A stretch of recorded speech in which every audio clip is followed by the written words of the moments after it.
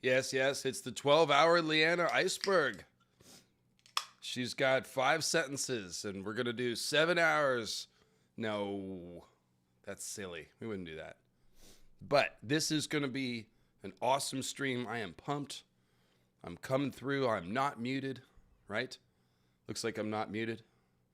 I'm here. I got my blue and red rose Deftones shirt. Y'all know they were listening to Deftones at the Tower of Joy, right? That's canon. Absolutely canon. Little Depeche Mode, little Deftones, little Portishead maybe. What are the vibes at the Tower of Joy? We're starting off mildly inappropriate. All right, guys, hello. So look, we're going to talk about one of my favorite characters, Lyanna Stark, and I'm really excited to talk about her.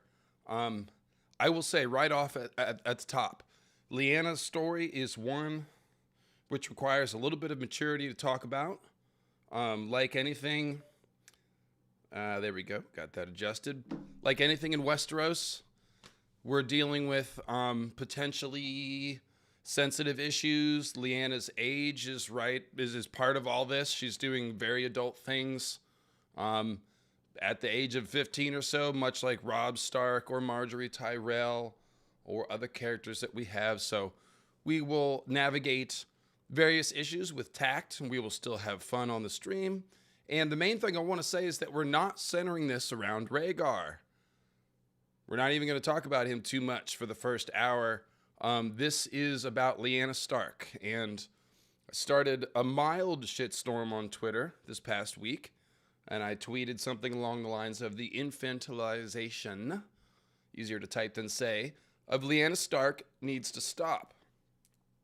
And some of y'all may be aware, but, you know, there is a certain angle on the Tower of Joy which sees it as fairly problematic. We don't know the whole truth. We're going to get down to what truth we can. But obviously there is an angle on the story that is uncomfortable. Rhaegar and Lyanna have an age gap. They run away mysteriously. Prophecy is involved. And then we find Lyanna dead with dying with the baby at the age of 16. So there's there's different angles on this that you can take. But a lot of the debate has become centered around Rhaegar. And is Rhaegar a creep, or how creepy is he, or what's he doing? You know, did Elia know, and all this stuff. And so I feel like Lyanna's agency has gotten a little bit obscured because she's not center of her own story. So the main thing I want to do today, and what I'll tell you on the outset, is that we're going to center Lyanna, and we're going to talk about her as a character, because there's actually a lot to go on when you collect it. And much like anything else with A Song of Ice and Fire, when you sort of zero in on a topic and look at it all at one time, there's a little more than you thought. Things start to come together. So I've got some insights on Lyanna that I didn't really have. And we'll talk about modern and medieval, times as far as how teenagers and children are looked at. We'll get to all that fun stuff without beating it to death. So welcome, friends. Welcome.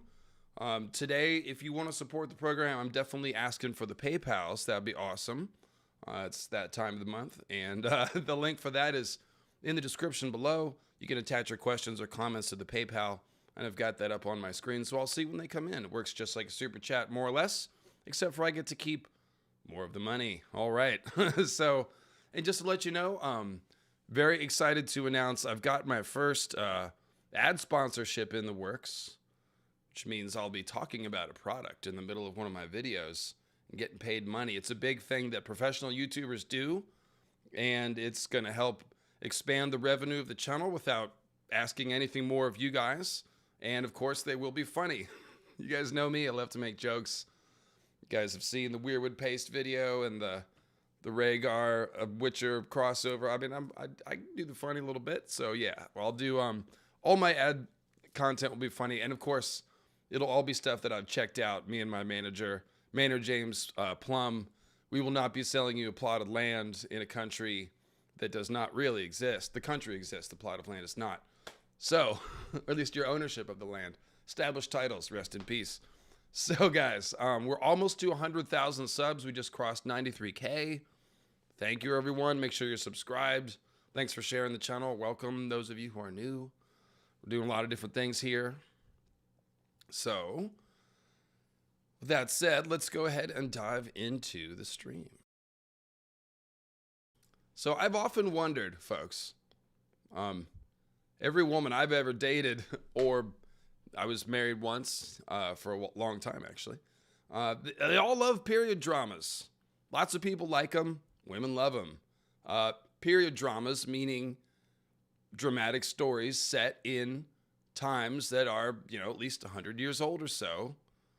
And of course, if you go back in history, more than a few decades, women's rights aren't doing so well. If you go back thousands and thousands of years, you find matriarchy, but that's different. So why do women love period dramas? Why do people love watching stories that are painful? You're seeing people in repressed circumstances. That's the key. Why do we like to watch people struggling against repressions that we have done away with as a society a long time ago? It's an interesting question. Is it just that high fashion outweighs patriarchy? It's a joke. That's hashtag sarcasm. So, no, of course not. What we're dealing with here is the struggle against injustice. That's what's interesting, right? To see people like struggling against oppression. How could I not let Rhaegar do this one? Because we're not centering Rhaegar. This is about Lyanna. That's why. I'm just very intentionally not doing the Rhaegar thing today, in fact. So struggling against injustice, that's interesting. That's a story. We need conflict for a story, right? If there's no struggle, we're just on a picnic and everything's cool. That's fine, but it's not much of a story. So we need a struggle, and a struggle against injustice, of course, is a topic of many stories, and it's all over Ice and Fire because it's not just women that are repressed, obviously. There's the poors, aka most people. If you're not a noble, you don't have that, your rights aren't looking that good. So really what we're talking about here is self-determination. Okay? In the past, in previous ages of human society, people did not have the privilege and freedom that we do now to decide what we want to do with our lives. I'm a YouTuber. I've been a lot of things. I've grown California roses at warehouses. I've sold high-end merchandise on a sales floor. I've done business-to-business marketing and sales. I've been able to choose what I want to do. This is not something you'd be able to do in the past necessarily. You more often be lucky to have any way to have a stable source of living and income and lifestyle in general. If your father owned a lamp shop, you'd be lucky to apprentice and learn a trade that will sustain you, right? Maybe if you're not good at lamp working, then, you apprentice down the street at the carpenters. But you get what I'm saying? Like, there's only a limited amount of choice in a medieval society for self-determination. And for women, even less so. There's different things that box in nobles versus commoners, right? Commoners are limited more by their opportunity. Nobles are constricted by politics. So if you're a young person and you're a noble, you're going to be betrothed to somebody, some other family for a political reason, and you just have to make the best of it. Sometimes that ends up like Kat and Ned, right? They found love. They developed affection. Ned was a decent guy, treated her well. It's no Ramsay Snow, you know what I'm saying?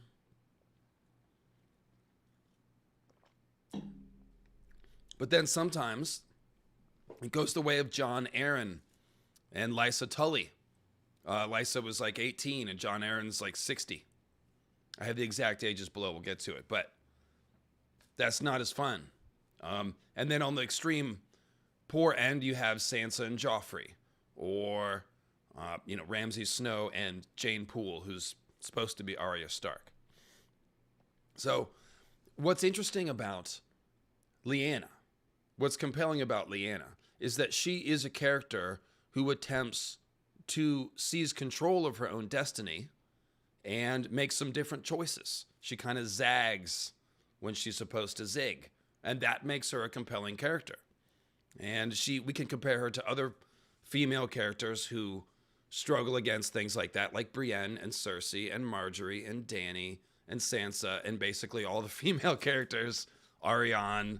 We'll contrast Lyanna with all those people, as well as people like Robb and stuff like that. And again, yeah, this is all about self-determination. So young adults, as most people know, you feel like the audio is a little low. Yeah, it is. It sure is. It sure is a little low. If you're watching on the rewatch, you may have to turn it down. Now we're at full volume. Thank you. Thank you. Ariana Negron with the sharp ears. I love that. See, I'm the guy at the show going, man, I wish I could tell the sound guy to just like chill the 5 kilohertz. I never do. I mean, it's kind of rude to tell the sound guy that, but I appreciate the feedback. It's all about the quality. So, the concept of being a teenager, as we know, it's kind of modern. What does that really mean? Some of it's really just semantics. Like, we consider basically 18 to be an adult, and we say minor before that, right? But once you turn 12 or 13, and you do the fun puberty thing, we go into the chrysalis and we emerge as butterflies, graceful butterflies at the age of 13 or so. Now we're training to be an adult, right? You start to learn how to drive. Your parents are telling you to save for college. You have to start thinking about what career you might want to choose. You start dating, and all the consequences of sexual activity are available to you. You know, pregnancy and STDs and emotional trauma and things like that. So in your teen years, we're getting ready to be an adult. That's basically always true. However, go back 100 years ago or so, and not in the Western world also, the idea of a sort of protected teenager period is a very Western concept.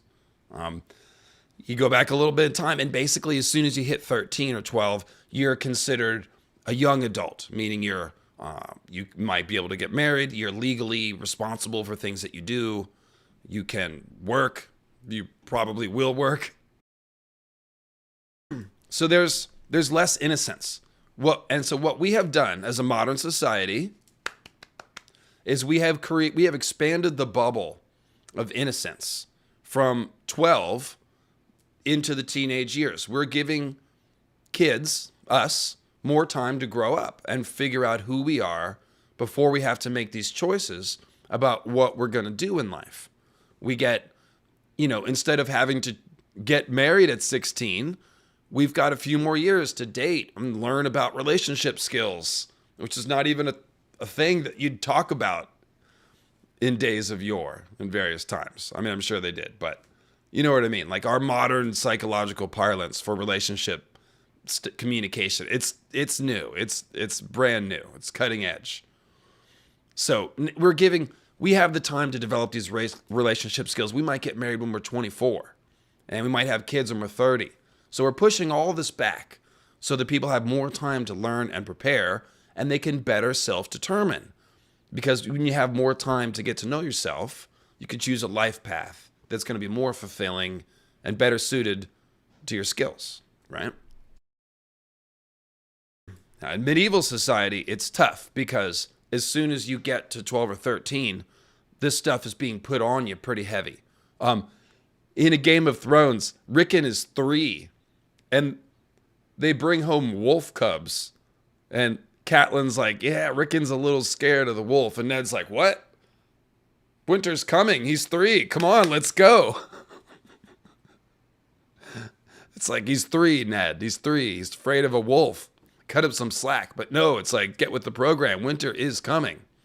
So you see this whole thing. And the kids, they're all talking about, oh, I'm nearly a man grown. Doesn't matter how old you are. I'm nearly a man grown. Bran says it. He's like 10. He's like, no, you got a few years left. Everybody wants to grow up fast because of the responsibility. Kids are raised with a keener sense of the responsibility of their houses than we are today. Kids grow up now. They're just supposed to, do well in school. Don't do crimes. Don't get anyone pregnant. That kind of stuff. Don't get pregnant. Back then, it's more serious. So I watched, by the way, this is not all off the top of my head. I watched a couple of videos on teenage life in the medieval times yesterday, just to sort of buff up on this stuff. And so the point is, when you look at Ice and Fire, we see a lot of the characters are between 14 and 17. A lot of them are. And yet they're being forced to, I dabbed too, Ariana. So we're on the same level. We're on the, they're being forced to deal with very adult things. Like, look at Dany, right? She starts off 13 and doesn't know much. She doesn't have much agency at all. Very little. She's sold. By the time the Dance with Dragons is over, she is at the top of the pyramid of Meereen. She is the queen of Slaver's Bay with dragons, and everybody serves her. She's 15, so she's still like, she's not 25, but she's not the same 15 as most 15-year-olds in our world. Most 15-year-olds in our world aren't ruling cities. Robb Stark also at 15 becomes king in the north and is devising war strategy and putting the Great John in his place when he gets out of line. Now he's got a wolf to help him. Dany has the dragons. Lyanna has horse riding, and we'll talk about that as well. And that's a factor too. If some of y'all ride horses, maybe y'all can fill in some of the details here, but I do think that learning how to master an animal like that is one of the many things that can develop maturity in kids and teenagers. Kind of like, if you, have a job, intern somewhere, you go on a foreign trip where you do some sort of structured service or something. Experiences mature people. And so we have to remember that it's not, age just isn't a number also. Different people mature faster and slower. And then, of course, experiences that you go through. Like Dany, again, at the beginning of the books, she's 13. At the end of A Dance with Dragons, she's 15. But those weren't just 2 years that she's gone through. She's gone through insane stuff, right? Yeah, Jon's Lord Commander of the Night's Watch. He's like 16. So that's kind of just the framework that I wanted to put out as far as the struggle for self-determination. These young people have to make moves sometimes because there's not much time to waste. And of course, you look at the stuff that like Ned, well, we'll talk about all the ages during Robert's Rebellion, but Ned's making some pretty big moves and he's like 19. So it's kind of insane to think about, if you think about yourself at 15 or 19, doing some of the stuff that these folks are doing in the story. But that is, of course, just the difference of the sort of rate at which people grow up and were expected to handle responsibilities. So it's a good thing that we have this modern concept of expanded childhood. But of course, we can't necessarily read A Song of Ice and Fire and sort of just be looking for teenagers who aren't being treated like modern teenagers. Like, none of them are, right? None of these people are being protected and kept safe the way that we are. So, you're going to have a bad time if you're... And that's... So the thing is, what we're talking about is the modern lens. Is Ice and Fire meant to be read with a modern lens? I say yes, because we have a modern lens. Anybody writing fantasy for the audiences nowadays, of course we have a modern lens. But we sort of have to also have the other lens of understanding what it's like in medieval times and sort of compare those. And we're supposed to. We're supposed to notice that arranged marriages aren't the best. We're supposed to notice that for sure. So, moving on, we've got the element of tragedy. Remember, we're talking about like, why do people like to watch stories where characters are struggling and suffering? Well, there is something romantic about tragedy. Of course, Shakespeare made a living off of that, because there are tragic elements in our own lives. And there is a sort of... Romance isn't quite the word. It's like the darker form of romance, but it's like nostalgic, a sense of something being epic and momentous. It's sad. It's like when someone dies. it's an event that has a lot of emotion and power. Even though it's sad and mournful, it's momentous, it's epic. And that's kind of what, I'm not a huge Shakespeare guy, but this is kind of what tragic stories turn on. Sometimes when somebody's life is cut short, their deeds shine a little brighter, like a lot of our favorite musicians. Jaco Pastorius is one of my favorites. Jimi Hendrix. I wear like Jimi Hendrix shirts all the time. He died young. It makes his contributions a little more epic because he was only here for a little bit and he burned brightly and then he was gone, right? So there's definitely some of that with Lyanna. I should say a lot of that. But the thing I want to get to is like most of the art of Lyanna, she seems kind of frozen in time in this moment of her death with Jon and the bed of blood and roses. And there's just so much more. Oh, the chat is frozen, David Lightbringer. Let's fix that. Hey, everyone. And we're back. All right. Thanks for keeping me up on that. Yeah, Jaco had some serious substance abuse problems. Yeah, he sure did. And his death is very sad. There's nothing romantic about it. That's really tragic and sad, Jaco's death. But his life is certainly passionate and romantic and inspired. So that's the kind of character we're dealing with. So already you can see how Lyanna arouses the feels. She's struggling against injustice and patriarchy. She's gone too soon. And she did some pretty bold stuff. Now, the last thing I'll say in this intro here is that it's not only people struggling against repression that's interesting. When we think about fantasy, one of the most insightful things that Brandon Sanderson ever said on his brilliant podcast, Writing Excuses, which I highly recommend to anyone who's a writer, is that the most interesting thing about a fantasy magic system are the limitations, what it can't do. If the wizards can just shoot fire out of their hands at will, it's not interesting. But if Alanon from, Shannara, for example, when he uses his druid magic, he's then got to go in the druid sleep for like years and hibernate, recharge his magic. That's interesting, okay? In Ice and Fire, the magic is always a struggle. We see Melisandre, doing the flame visions, and it's burning her, and it's like painful, and she's weeping fire. We see all the magic is worked with difficulty. So the limits of a magic system are kind of where the story comes from. What can Bran do? Can he skin change a dragon? That's interesting. Can he raise the dead? We don't know. When Jon comes back, how much is going to be there? Will he still be able to use his skin changer magic? Will he become a fire wight? Will he learn how to ride a dragon? Will Dany be able to control her dragon?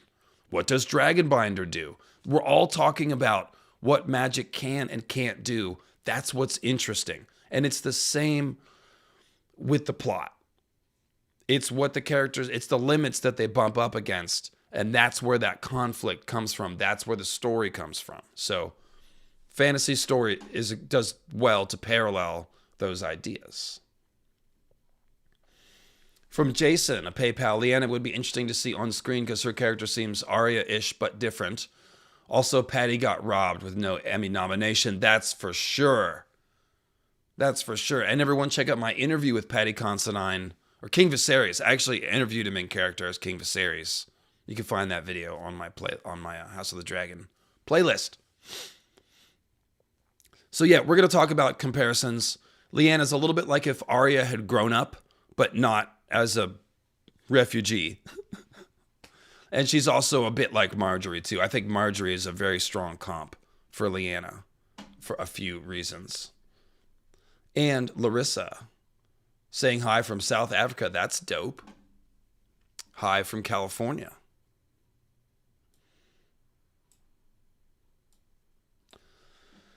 I think Jon is more likely to skin change a dragon than Bran. Yeah, it could be, because if Jon's a fire wight, that might make him the right sort of temperature wavelength to skin change a dragon.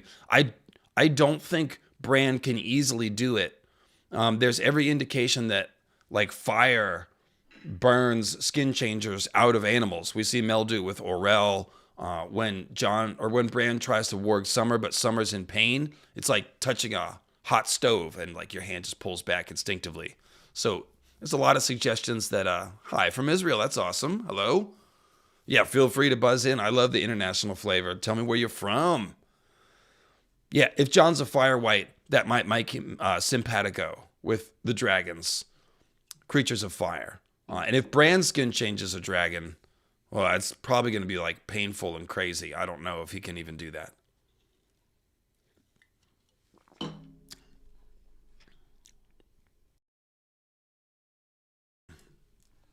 So, Lyanna in Self-Determination, just to be specific with her, she's a timeline jumper, if you will. You guys have heard this phrase. It's like sometimes there's a life choice where you're staring at one path and all of a sudden you're like, nope, and you just move, hop tracks, go off on a different direction. I did that like an MFer about 4 years ago, and it worked out for me. Lyanna is a timeline jumper. She's supposed to get married to Robert, and she decides to, or at least she might have decided to run off with Rhaegar. We will get into the mystery of, was she kidnapped? Was she coerced? Did she choose to run off? We'll get into that.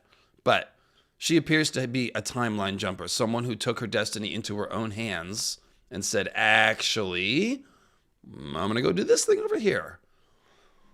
Lady Lils says, do you think we'll get a heavier perspective or look at Lyanna in the coming books? And do you think Lyanna was aware of the extent of Robert's obsession?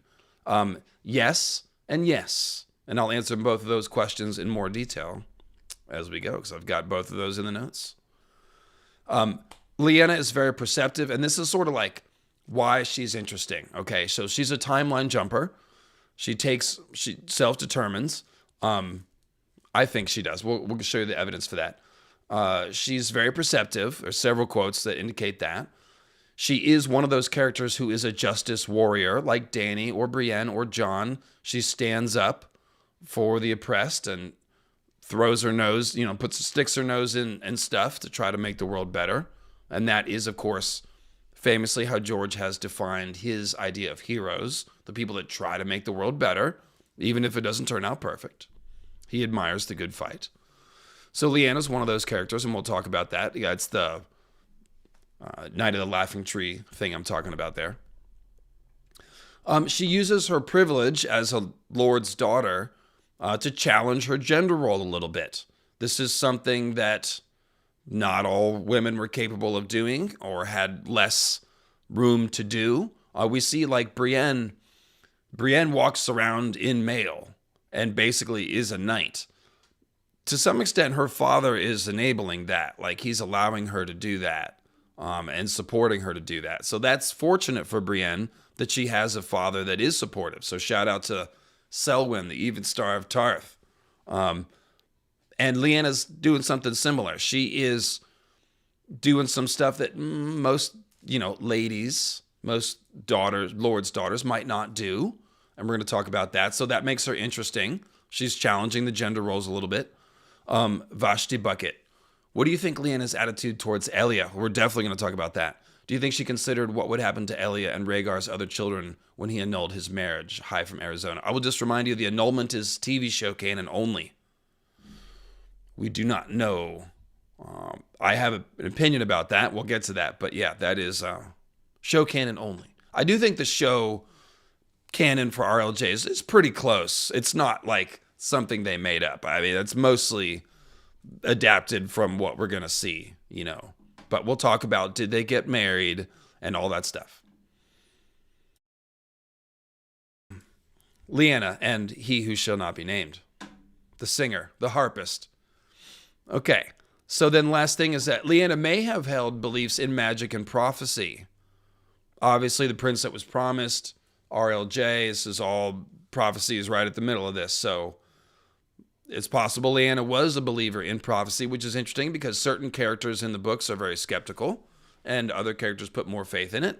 And then there's Marwyn the Mage, who has charming sayings from Gorgon of Gis, 8,000-year-old sayings about cockbiting. Gotta like Marwyn cut his jib, you know what I'm saying? Davos is another great character for sure. He risks himself to save Edric Storm. And he definitely puts his life on the line to do that. So that's another heroic character for sure. And Davos, in doing that, is obviously teaching us the heroic ideal of the story, right? What is the life of one child worth against that of the kingdom? And he says everything, which is a statement of principle. You don't save the world by killing children. Like that's, it's the worst kind of slippery slope to go down. So that's Azor High commentary. So real quick, let me give you some artwork. I've got the title image up here. And let me show you the pieces I used for that. I'll just take this off real quick. And we'll look at this artwork that I got here. So this first one, and I'll expand this over the notes so we can see a little better. This is Eva Maria Tokar. So here's Lyanna, presumably in Winterfell, the little pond beneath the weirwood. And yeah, we'll talk about polygamy and Dornish marriage customs and all that stuff. We're going to cover all the bases. I did lots of notes. So Eva Maria Tokar, okay. This one is from the TV show. Just wanted to give the TV show a little bit of love. But this is the moment that we think happened in the books, something like this. I guess I could go down arrow, sorry. Okay, so this was by Denis Maznev, who draws these like smoking hot portraits of everyone. He loves the Targs and he's gotten most of the main Starks. So here you can see Elia of Dorne on the left, who's about 27, 28. There's Rhaegar, he's 23. And there is Lyanna, who would be 15 or 16 at the time. It's a good Rhaegar, for sure. Very handsome, very like, dude, are you here? Are you present right now in the moment, sir? Or are you somewhere else? Okay, so that's Denis Maznev. And on the other end of the artistic style spectrum is the beloved Chili Raven art. And so here is Rhaegar reading to Lyanna. Shout out reading Rhaegar, I suppose. But here they are in the Tower of Joy, reading A Knight of the Seven Kingdoms. They're reading about Dunk and Egg, guys. It's cute.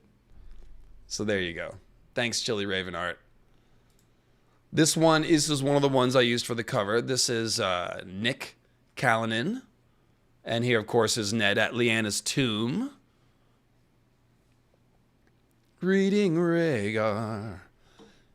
Yeah, between Robert and Rhaegar, Rhaegar gets more hate when Robert is more obviously like problematic, but we'll talk about that as well. So this is Ned at Lyanna's statue here. We'll get the quotes from that scene that's being drawn. This is one of my favorites. This is by Dame de Broom. This really captures the whole Night's Queen, Winter Queen aspect. Hey, Sophie, thanks for tuning in. Appreciate that. Sort of the Night's Queen Lyanna vibes. Very cool. Love this one. It's beautiful, haunting. And like I said, a lot of the art of Lyanna does capture that sort of tragic element. So there's that.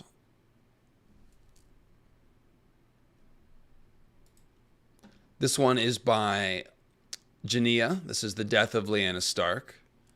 Sort of poster style. Very cool. With the blue roses and the floating hair. This is almost like Lyanna floating down the river Styx into the afterlife. Very cool. I know you guys love the art, so I'm assuming you don't mind just taking a second to look at each one here before we get into the part of the material. And I'll flip back through these as we go a little bit. So this one is by Chryser Dialas. It's called Blood and Roses. And this is very cool portrait here. We've got Ned with baby John. Lyanna's hand, the flowers, the gore. Yes, there's lots of weirwood symbolism, and her statue also cries blood in Ned's vision, so there's plenty of weirwood Lyanna symbolism. I'll mention the symbolism a little bit today. This is Maester Yu. I have used this for the cover of Promise to the Others. There's Baby John and Lyanna. It's really cool. Got the Stark vibes here for sure. Just Lyanna Stark by Master Yu. Pretty awesome one there. You can't have my baby, White Walkers. That's what this one says to me. You can't have my baby. I've used this one for a different cover. I've used this one for the video What Lyanna Told Ned, which discusses the Aegon's prophecy stuff at the Tower of Joy. Highly recommend that video as well as the whole Aegon's prophecy series if you're into that stuff. This one is by Kit Rose. Kit Rose. Probably a name cobbled together from Kit Harington and Rose Leslie, I would imagine. But that's the artist name, Kit Rose. And, of course, this is dope. Lyanna with Knight of the Laughing Tree shield in the background. Her rose crown. Got the sword. We'll talk about Lyanna and wielding a sword. And let's see what else we got here. This one is by Alcoholic Rattlesnake, one of my favorite artists, bringing a little more flair, a little sort of anime flair, not quite, but kinda, a little stylized photos here. So we got Lyanna, we got the blue roses, we've got hunky Rhaegar, got the dragon armor. So that's your Alcoholic Rattlesnake. Follow them on Instagram, by the way, Alcoholic Rattlesnake. Very cool artist. I use her artwork a lot. She's done a lot of good stuff. This one is by Aerine's Color. So here we've got a very elvish Rhaegar and an appropriately youthful Lyanna. Love the ice and fire and the harp. That's pretty fun.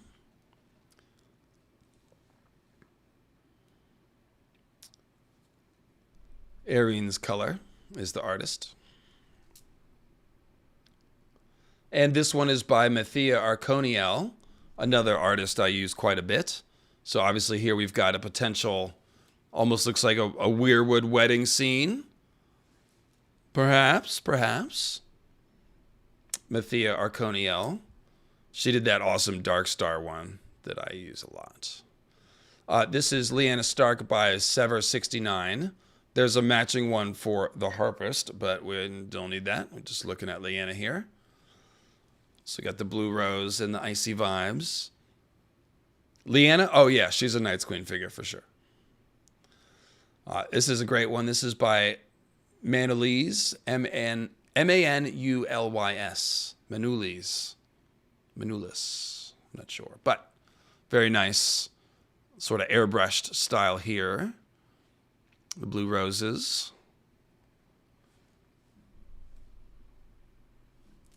And I think, that we've got this one by Pro Crick. So Pro Crick has a very distinctive style and lots of emotion, lots of dark passion here. So always love the Pro Crick. Pretty wicked. That's the word I would use for his style.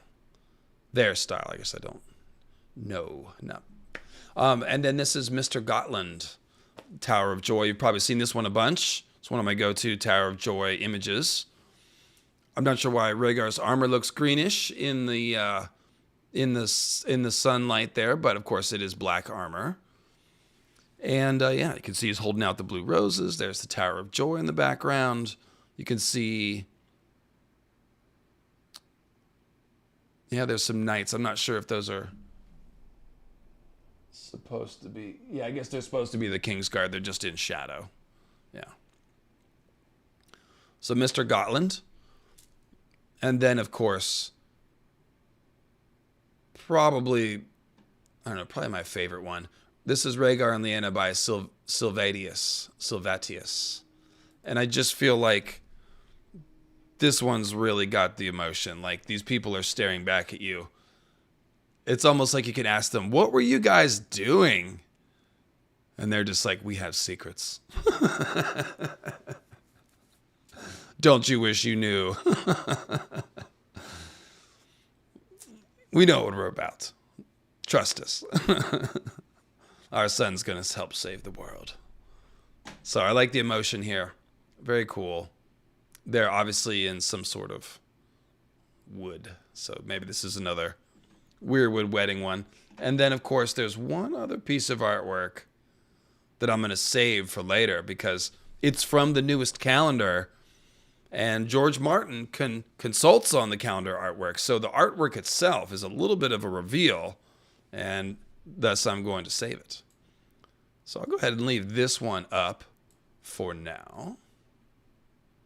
And we'll get on with the program. All right. And again, if you want to support the program, PayPal link is in the description. Thanks to those of you already sending stuff in. All right.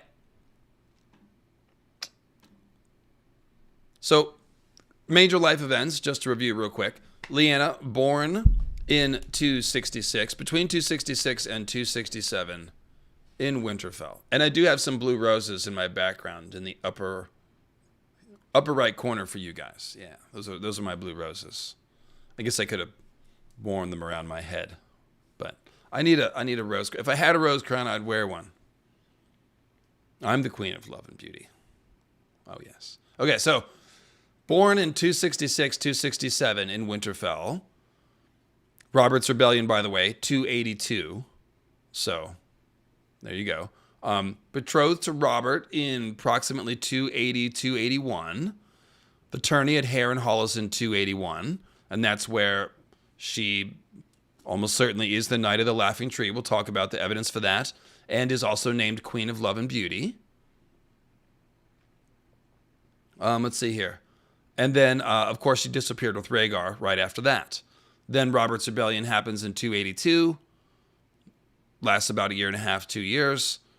She gives birth to Jon in 283 and, of course, dies probably at the Tower of Joy. Ned's memory is a little suspect. We'll talk about that too. But probably at the Tower of Joy in 283, shortly after giving birth. So that's what we know about her in broad strokes. Her parents were Rickard Stark and Lyanna Stark, who, by the way, were first cousins once removed, which means that Rickard's dad, Edwyle, is Lyanna's cousin. So Lyanna married her cousin's son. First cousin once removed. So yeah, not just the Tarks.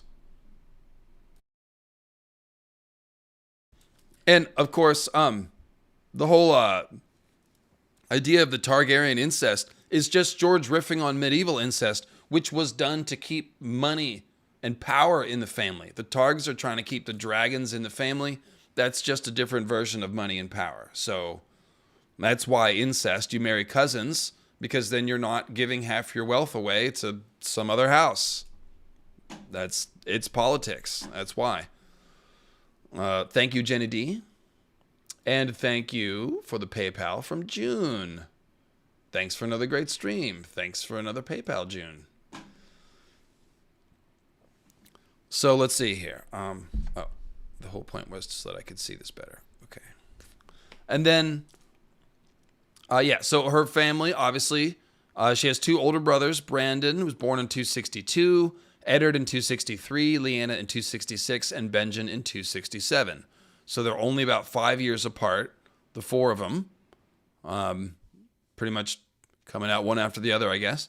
And then, of course, just to give you the birth years of some other people, Rhaegar, born in 259, Robert in 262, Ashara. Well, what really matters is their ages at Robert's Rebellion. I think this is the easiest way to think about it. So when Robert's Rebellion breaks out, Sir Barristan, who thinks that he should have stepped to Ashara, by the way, is 46. Ashara Dane is somewhere between 13 and 22. We don't know how old she is, but that's the range based on what we know. So 46-year-old Barry, 20 years later, is all like, man, I should have been the one. And it's like, he was 46 back then, with Ashara being anywhere between 13 and 22. So that just goes to show you, like, as soon as people turned about 13 or 14, they're considered eligible to be married, and it's not really abnormal for somebody as old as Barristan to just think that they could literally romance them and win their hand. Not even a matter of like an arranged marriage, but like just thinks that he could kick the flavor in her ear, right? So those sorts of age mismatches were definitely not uncommon. So Barristan's 46. Elia Martell is about 26 to 27 at this time. Arthur Dayne is at least 23. We don't know what the upper limit is, but probably 23 to 30. Rhaegar's 23. Jon Connington, 22 or 23. Brandon Stark is 19 or 20. Robert is 19 to 20. Ned is 18 or 19. Catelyn is 17 or 18. Ashara, again, 13 to 22. She's supposed to be a fair maid, her first time to court. So I'd guess she's probably 16, 17, 18, something like that. Lyanna is between 15 and 16. Basically 15 when the war starts and 16 when it ends. Jaime and Cersei are the same age as Lyanna, 15 to 16. Benjen is a year younger, 14 to 15. And Lysa is between 14 and 16. And remember, she's promised to Jon Arryn at the end of this war, who is 62 to 64. So there's your problematic age gap, right? Yikes. And that kind of, just to contrast the difference, like the age gap is the center of Jon Arryn and Lysa's relationship. It defines their whole relationship. When we meet Lysa, we learn she had a loveless marriage. Jon was old and gross. There was no anything there. It was just, it sucked for her. She's in the Eyrie. It's cold and lonely. And I don't mean to be ageist when I say old, but just, when you're 16, you don't want to lay with a 64-year-old dude. I think I hope that's not offending anyone to say that. It's generally speaking, not what you want. So Lysa is a very sympathetic case, even though she's crazy and commits murder. But definitely you can feel sorry for her. So yeah, the difference. So the contrast is like Rhaegar and Lyanna. I don't think the age gap is like the center of their dynamic. Their dynamic is mostly about tragedy, prophecy, this tournament and stuff like that. So while it can be, it's part of it, but it's not sort of pushed to the center in the way it is with, Jon and Lysa. That one is a relationship that's meant to make us uncomfortable. That's the whole point, right? So Rickard Stark is 52. Hoster Tully is between 42 and 44. Tywin is 40. And King Aerys is actually only 38. So those are the ages at the time that the war breaks out. Oh, we got another PayPal. Thank you, Kara. AKA Nymerious Sand. Appreciate it. So, let's get into who this character is now that we've got a broad picture painted. And I guess we might have some show watchers here who maybe haven't read the books and only know what they know about Lyanna from the 1 or 2 episodes, which isn't much, so helpful to catch up on all this. Yeah, Ashara Dayne, I don't know who she is. That's, I don't have a strong theory on that, so we'll mention her, but she's not obviously a big part of what we're talking about today. So, needle wouldn't break, Arya said defiantly, but her voice betrayed her words. It has a name, does it? Her father sighed. Ah, Arya, you have a wildness in you, child. The wolf blood, my father used to call it. Lyanna had a touch of it, and my brother Brandon more than a touch. It brought them both to an early grave. Arya heard sadness in his voice. He did not often speak of his father or of his brother and sister who had died before she was born. Lyanna might have carried a sword if my lord father had allowed it. You remind me of her sometimes. You even look like her. Lyanna was beautiful, Arya said, startled. Everybody said so. It was not a thing that was ever said of Arya. She was, Eddard Stark agreed. Beautiful and willful, and dead before her time. He lifted the sword, held it out between them. Arya, what did you hope to do with this needle? Who did you hope to skewer? Your sister, Septa Mordain? Do you know the first thing about sword fighting? So this is a quote from a Game of Thrones. And it's a pretty interesting one. It tells us a lot about Lyanna. Gives us the first hint of her boldness and willfulness. She's got the wolf blood. Whatever that means. It just means she's fiery. She is, again, bold and willful and courageous. Ned thinks that her wolf blood contributed to her death. So it's an important thing to note. Ned doesn't think, oh man, Rhaegar got her killed. He thinks the wolf blood got her killed. So in Ned's mind, Lyanna's like impetuousness or boldness was part of how she ended up at the Tower of Joy, dying with baby Jon, asking Ned to take care of her. So that implies that Lyanna made a choice, that she had some sort of agency, and that her boldness is part of this. So we'll build on this idea, but that's an important thing to note. So then Lyanna would have carried a sword if my father had allowed it. There's more in that sentence than you realize. Ned is implying that he knows that Rickard wouldn't allow it, which means Lyanna tried. So he's like, yeah, no, she would have carried a sword, but my father ruled that out. So literally she would be like Brienne, walking around with armor and a sword, except for Rickard was like, no, that's not, you can't. So that's interesting. Okay. There's evidence that Lyanna did train with a sword anyway. We'll get to that.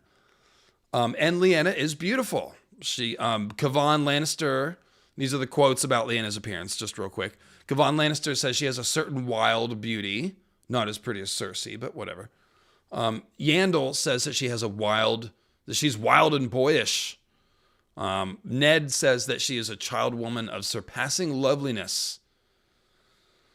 And Renly compares her to Margarey, who's of course quite beautiful. So there you go. She's a horse babe, if you will. She's got the wild hair.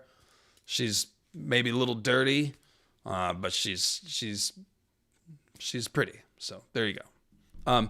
And of course, Lyanna is very tragic. Ned says, beautiful and willful and dead before her time. So it's a very tragic note there at the end of and then he stops talking. It's like, yeah, she was beautiful and willful and now she's dead. So there's a sadness to it. And here's the quote. And I'll get the art that goes with this one.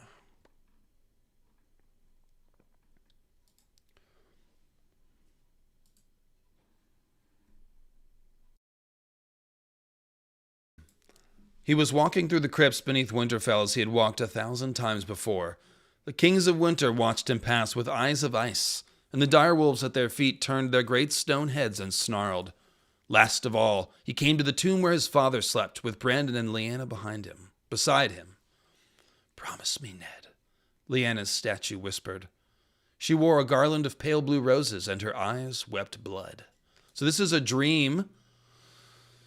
And in the dream, the statue is weeping blood and whispering. So lots of weird symbolism, of course. But yeah, this is just shows you that Lyanna is very alive in Ned's emotions and in his memories. So that's why I didn't put Robert or Rhaegar on the cover, but I did put Ned on the cover. Because it's like, Robert was obsessed with an image of Lyanna that wasn't really her. We don't know what Rhaegar and Lyanna's connection was. Some amount of prophecy, perhaps romance. We'll talk about that. But we know Ned loves and treasures his sister. He has he has paid the price to raise Jon. You know what I mean? So, yeah, there's no question that Ned loves his sister very, very deeply. And that her memory is a defining part of his personality. And it's almost like, of all the people who died, he doesn't think about Brandon much. He doesn't think about Rickard much. But he thinks about Lyanna all the time. Okay? So, just want to point that out.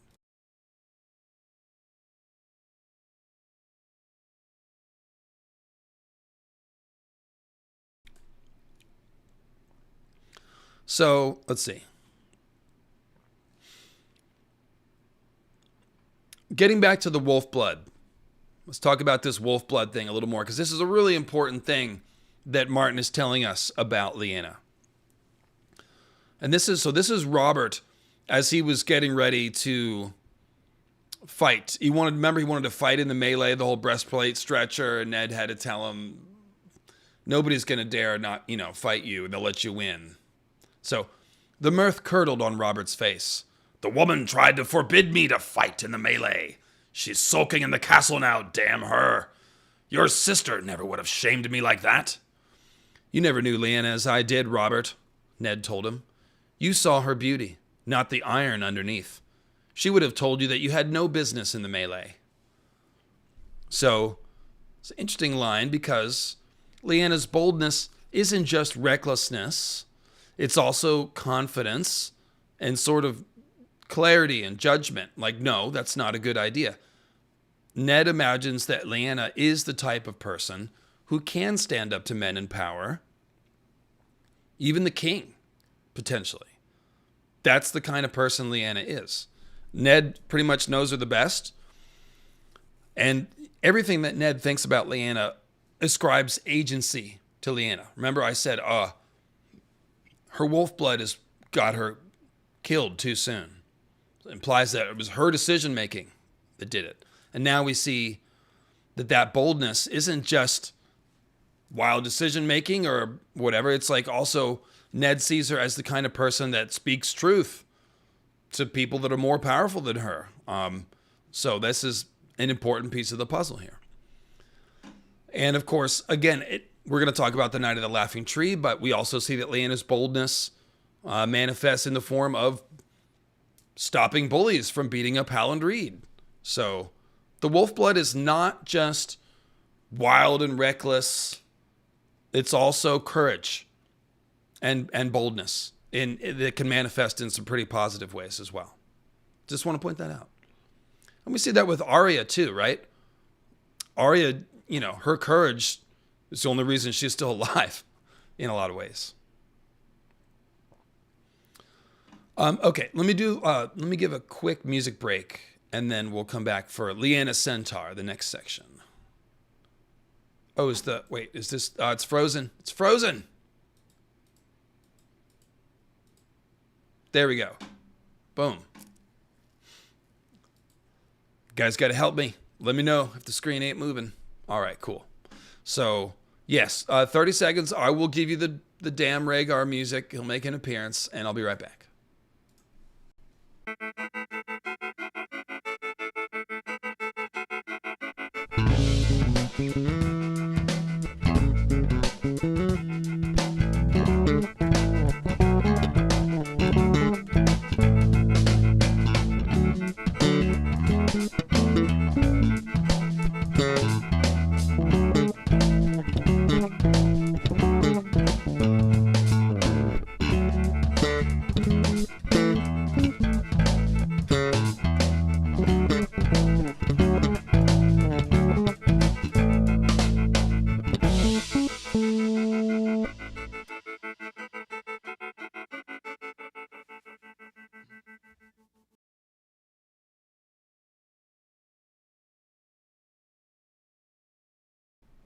Man, I meant to praise Garth, and I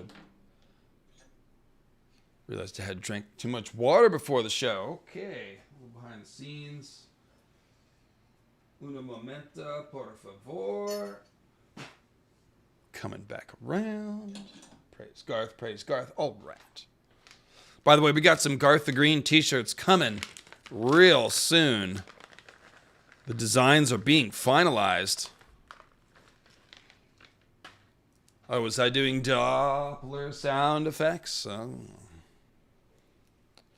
Shout out to Dark, my favorite TV show ever. And the Doppler family.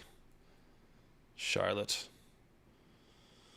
What a confusing family tree that was. All right. So, Gabe the Griffin dripping. Yeah, it's hard out there. It's hot out there in some places. We got the inside drip today. Shout out to Maester Bezold for the Caraxes pendant, like always. So Lyanna Centaur. That's right, she's a centaur. Let me just do this Garth thing here. I'll give you some fresh artwork. Let's see. Let's go back to... Do we have one of her riding? Somehow there's not one of her riding. Go here. The Kit Rose.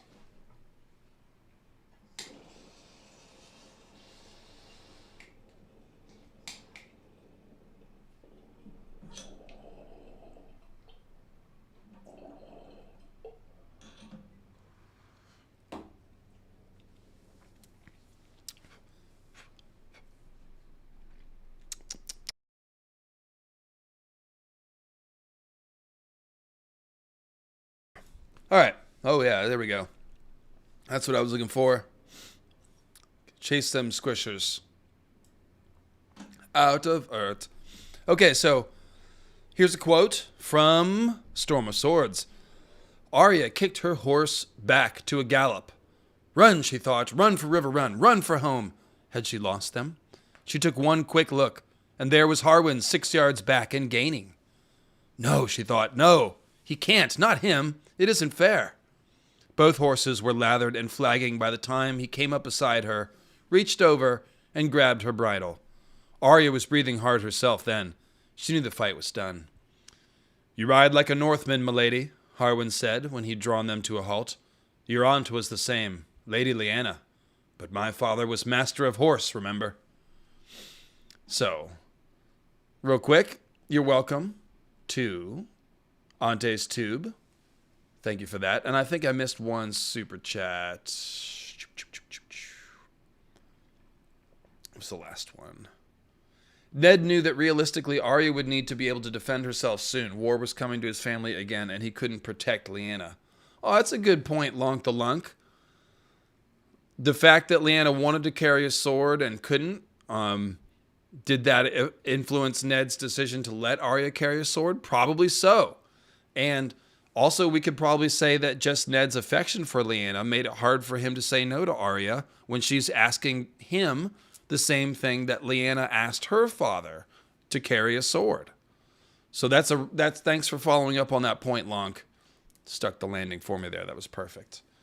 Yes, that is a good echo and probably very much affected Ned's decision. That's a great call, actually. Glad I went back for that one. All right, so, yeah, you ride like a Northman. What does that mean, to ride like a Northman?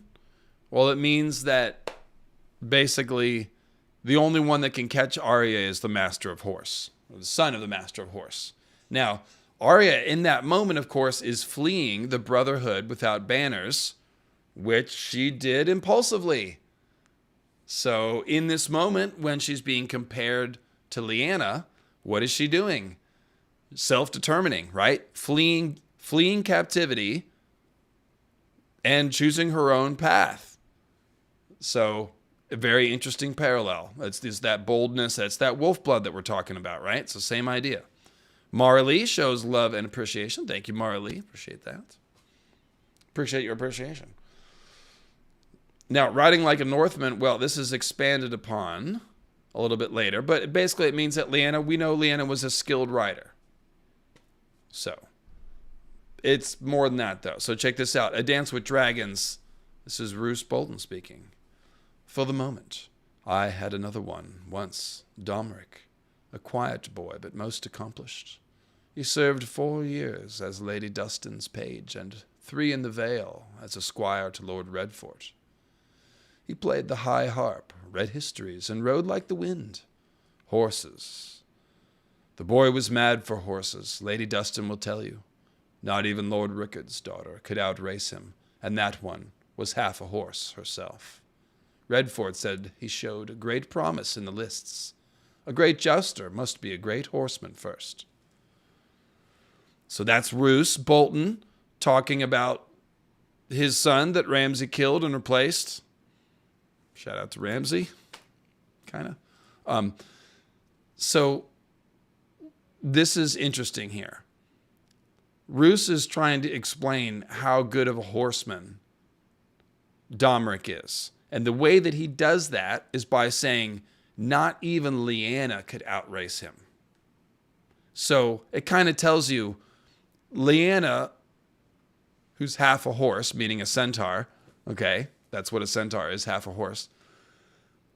Lyanna is known as the best rider in the North until Domeric comes along. Like, if you want to say, you know, not even such and such could match him, you know, like the example you go to is the one that everyone else thinks about as the best. So not even Lyanna Stark, who you may have thought was the best rider in the North, Domeric was better even than her. So it just goes to show you, Lyanna wasn't a good rider. She was a great rider. And her reputation was known all over the North. And then finally, we see this point, a great jouster must be a great horseman. This is one of the clues that Lyanna is the Knight of the Laughing Tree. She defeats 3 knights, or the Knight of the Laughing Tree defeats 3 knights in a jousting contest. And so it's like, oh, can a little girl do that? And it's like, well, yeah, if that little girl is one of the best horsemen in the North, and yes. So is that the quote, Swagger? I couldn't find it. I think it's Jamie who says that jousting is 3/4 horsemanship. So yeah, that's kind of the thing. And yes, feminists can want children. Of course they can. Feminism just means women get to decide. That's all it means in its basic form. Doesn't mean that women, that the whole point of it is that women don't have to do any one thing. It's like self-determination, just like what we said. So like pretty much like most of the social justice movements that have changed the world into the modern world that we live in now are about giving people the right to self-determination, right? Like economic justice gives people on the lower end of the economic spectrum more opportunity, right? To enter the middle class, to send their kids to college, to have choices, to have a social safety net so they can go to the doctor when they get sick. Okay, so when we talk about racial justice or justice with, gender stuff, it's the same thing. We're trying to give everybody the same chance to self-determine. That's what it's about. So, yeah. That's actually totally connected to what we're talking about. So, yeah, modern world, like Dr. King said, the arc of the universe sometimes is long and slow, but it does bend towards justice over time. So Lyanna Centaur, possibly the second best rider in the North. And last thing is that, she's Lady Dustin will tell you. That's Barbary Dustin, who grew up a Riswell. The Riswells raise horses. Their sigil is horses. That's what they're the horse house. They breed them there. So, yeah, she knows. Lady Riswell knows what's up. Oh, let's talk to Lady Riswell, actually. Lady Dustin. Lady Babs. Definitely one of the coolest side characters. Oh, is it 5:20? I just praised Garth. Oh, we'll do it again.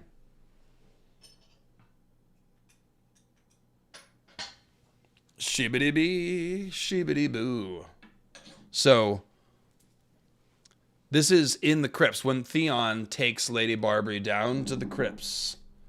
One of the coolest scenes in his story, really. This is Martin just killing it with the dialogue. You knew him, Theon said. The lantern light in her eyes made them seem as if they were afire. Brandon was fostered at Barrowton with old Lord Dustin, the father of the one I'd later wed. But he spent most of his time riding the rills. And that's where she grew up. That's the rills is where House Riswell is. And it's kind of like rolling hill country, I think. So it's kind of good for riding. But he spent most of his time riding the rills. He loved to ride. His little sister took after him in that. A pair of centaurs, those two. And my lord father was always pleased to play host to the heir to Winterfell. My father had great ambitions for House Riswell. He would have served up my maidenhead to any Stark who happened by, but there was no need. Brandon was never shy about taking what he wanted. I am old now, a dried-up thing, too long a widow, but I still remember the look of my maiden's blood on his cock the night he claimed me. I think Brandon liked the sight of it as well. A bloody sword is a beautiful thing, yes. It hurt, but it was a sweet pain. The day I learned that Brandon was to marry Catelyn Tully, though, there was nothing sweet about that pain. He never wanted her, I promise you that. He told me so, on our last night together. But Rickard Stark had great ambitions too. South-run ambitions. They would not be served by having his heir marry the daughter of one of his own vassals. Afterward, my daughter nursed some hope of wedding me to Brandon's brother Eddard, but Catelyn Tully got that one as well. I was left with young Lord Dustin until Ned Stark took him from me. So, this is the ultimate tea spilling. Lady Dustin just letting it all out here in the safety of the crypts. It is really something. This is very much like when Wyman Manderley drops the mask and starts talking to Davos straight up, and you're just like, oh, what's going on here? Whoa! You look under the hood and you're like, oh, we've got a rebel. Wyman Manderley cooking up some rebellion. And here's Lady Dustin. Yeah, she is just, oh, and then you know what? And you know what? And another thing. So, yeah, this is hot. This is great. This is why Dance with Dragons is so good to read.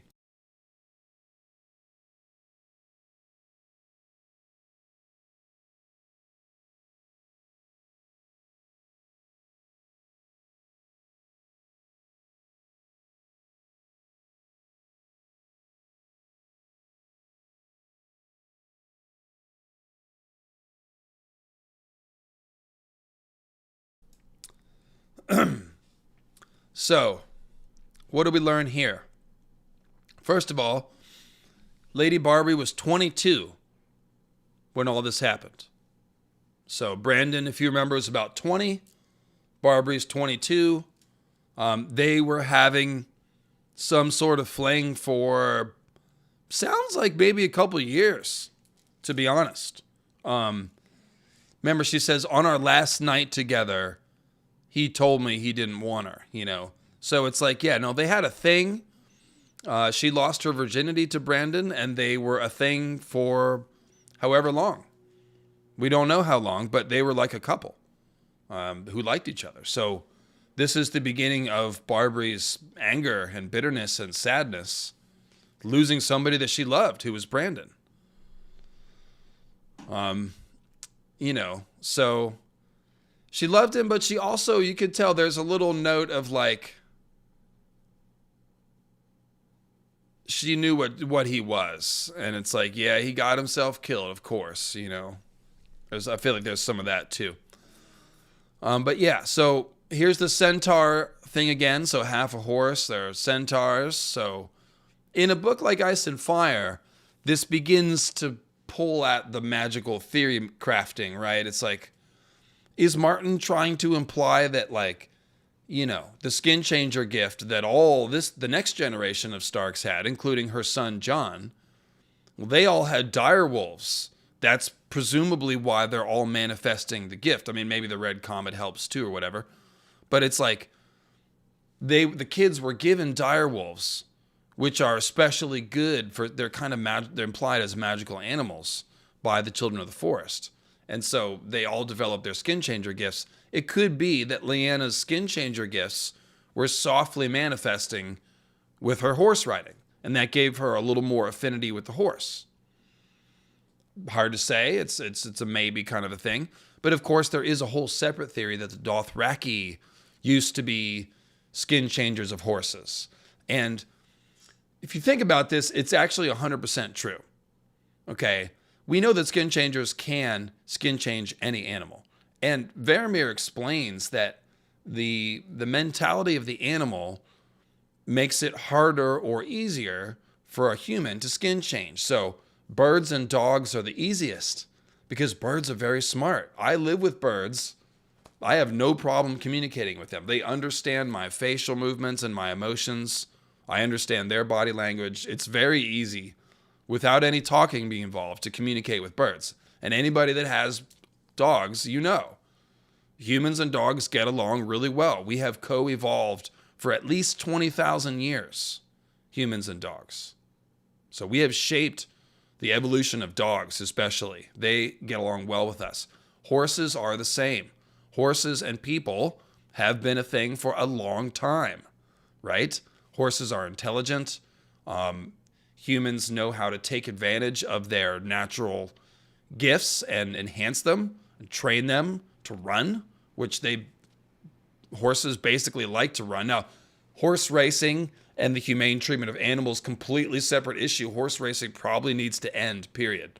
But the idea, like, horses love to run. You get on a horse, like, it's a thing. It's a natural thing.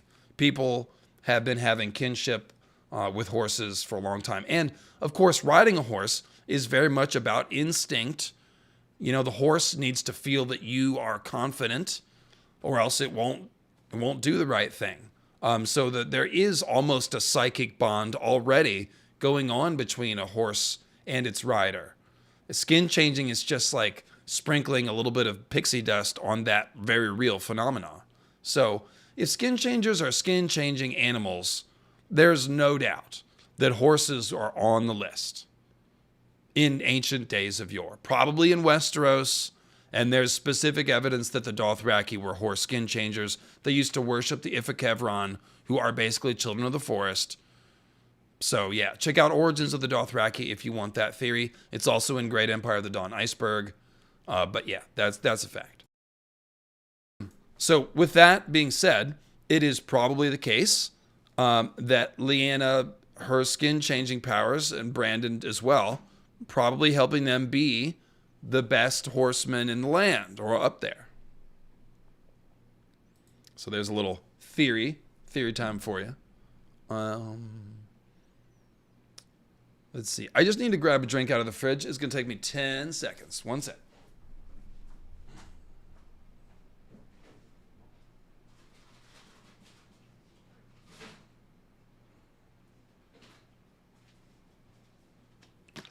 Snapple acquired. All right. So, Lady Riswell, again, knows all about horses, like we were saying. Brandon, it's important to note, Brandon and Lyanna were kind of treated like royalty. So, the Starks are not the kings of the North. Does this one have a Snapple fact? Do they still even do those anymore? I don't see any Snapple facts. Learn more at snapplebottlefacts.com. The facts now are about the bottle being eco-friendly. It's good. It's not interesting, though. Okay, so Dizzy, when you say, I do want to note that Lyanna literally cannot consent due to the fact that she would have been a minor. So this is wrong. And I mean this with respect, but that is wrong. The idea of consent and minor, those are both modern legal terms. And we talked about this at the beginning, and this is why I went into it. That is not, like, that is reading the story with, oh, you're joking around. Okay, thank God. Okay, God. It's like getting flashback to Twitter. It's like, no, there is the question of power imbalance, okay? And this is why I'm getting into talking about Lyanna's status as a daughter of the Lord of Winterfell. Rhaegar is older and he is a prince, so there is a power imbalance, and we will talk about that. It is not to be brushed aside, don't get me wrong. But yeah, that whole, like, oh, she can't consent. It's like, no, that's not how the story is written. You know, once you hit 12 or 13, you have to make choices. That's kind of what I was saying. Like, for better or worse, people in this age are forced to make choices upon which the rest of their life will be determined. And ready or not, here they come. So that's kind of like, yeah, you can, like, it's, again, much better that we have expanded this bubble of innocence to an older age so that 15-year-olds don't have to make those kind of choices. Although, honestly, like I said, you are starting to make choices about what career path you'll take and stuff. So, you know, that's kind of the age when you have this shit starts, the rubber meets the road. I do also think that George, being an old dude, is not necessarily super precise about, thinking what a 15-year-old acts like versus a 19-year-old. I do feel like everybody acts a couple years older, but that could just be the whole medieval times lens as well. Like Dany is not, like I said, Dany is experienced, but she's also inexperienced too. You could see that that naivete being, scrubbed off of her as she goes. So, yeah, I mean, it's definitely can be debated, but so the thing is, Brandon and Lyanna, like I said, being from the Starks, House Stark. I'm so glad you were kidding. Didn't want to go there. They're essentially treated like a prince and a princess when they show up to any other house in the north, right? They show up and the Riswells are like, yes, ride our best horses. Oh, take one. Absolutely. Here, go have a picnic. Here's the food, have a great time. Like, they are treated, because every house wants to marry into Stark just the same way as it is in King's Landing. All the other houses, like Hightower in House of the Dragon, are jockeying, and Velaryon, to be close to the king, the seat of power. So it's the same in the north with the Starks.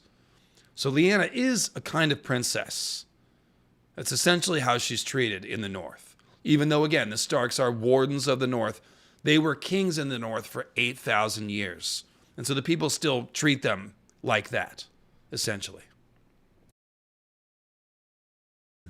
So there is a northern Game of Thrones that looks a lot like the southern Game of Thrones. And it's interesting to note that young ladies like Margarey, who again was 22 at that time, or Lyanna, who was 15, 16, they know what's up. They're well aware. They're raised to understand, just like we hear Ned talking to Arya. One day you'll marry a lord and keep his castle and blah, blah, and you'll have sons who'll be knights. These girls all know what the deal is. It's kids are forced to grow up quick. Like, Rickon's 3, winter's coming, let's go. Let's get him acclimated to these wolves, So, yeah. And then, of course, we have Southron ambitions. This is a whole theory. Stefan Sasse has developed it further, but basically, Barbary Dustin's given it to you right here. So what is this Southron ambitions? What is that about? And he's, Lord Rickard had Southron ambitions. Well, this was a coalition to depose the Mad King. That's what it was. And that is not hard to understand. King Aerys was a bad king. He abused his people. He did not maintain the social contract. He tortured people. He was doing all kinds of mad stuff. We can go into that a different time. There's a dissent there, and there's Varys, but by the time we're getting to the last few years of his rule, it's inevitable that people are moving to depose him, right? And so that's what this was. This was a coalition to depose the Mad King. Now, Barbary is describing it purely as naked political ambition. I'm sort of adding to that like, well, yeah, the king kind of sucked. It was kind of insane and getting worse. So anytime that happens, a coalition will emerge eventually to depose him. So there could have been a mix of naked ambition, but also like self-preservation here. Were the Starks the longest reigning kings in Westeros geographically? Yeah. Well, I guess the Gardner kings, they lost their kingship the same time as the Starks. And the Gardner kings were probably longer running. So no, the Starks would be second. That we know of.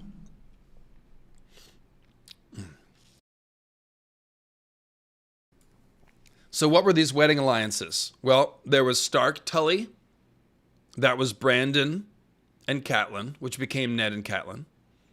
There was Baratheon Stark, and that was the betrothal of Robert to Lyanna. Arryn Tully, and that's John Arryn and Lysa Tully. Baratheon Lannister, that's Robert and, of course, Cersei, which happened after the war, but is still part of bringing the Lannisters into this. And before that, They were talking about marrying Jaime to Lysa. To Catelyn, rather. So it was going to be Catelyn before she was promised to Brandon. They were talking about marrying her to Jaime. Let's see here. Super chats. Oh, there's one from Adam. Like in the real world of Game of Thrones, being married off so young because they usually didn't live long as we do now. Also keeping riches. Yeah. And again, I'm glad that we're not forced to marry so young. I mean, it obviously goes without saying. But yeah, that's how it worked then.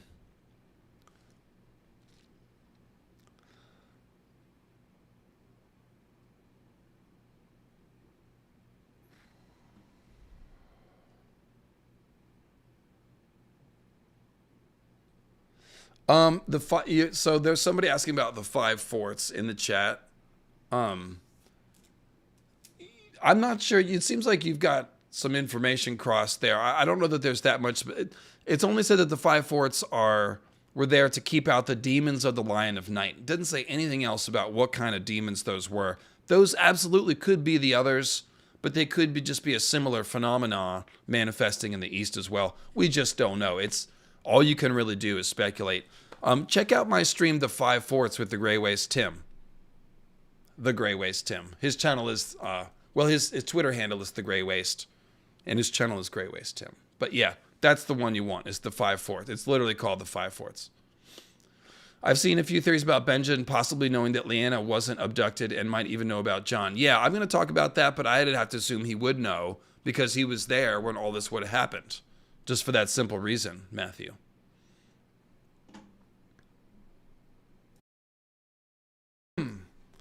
So Southern ambitions. There's these wedding alliances. Basically, like I said, it's a coalition to depose King Aerys.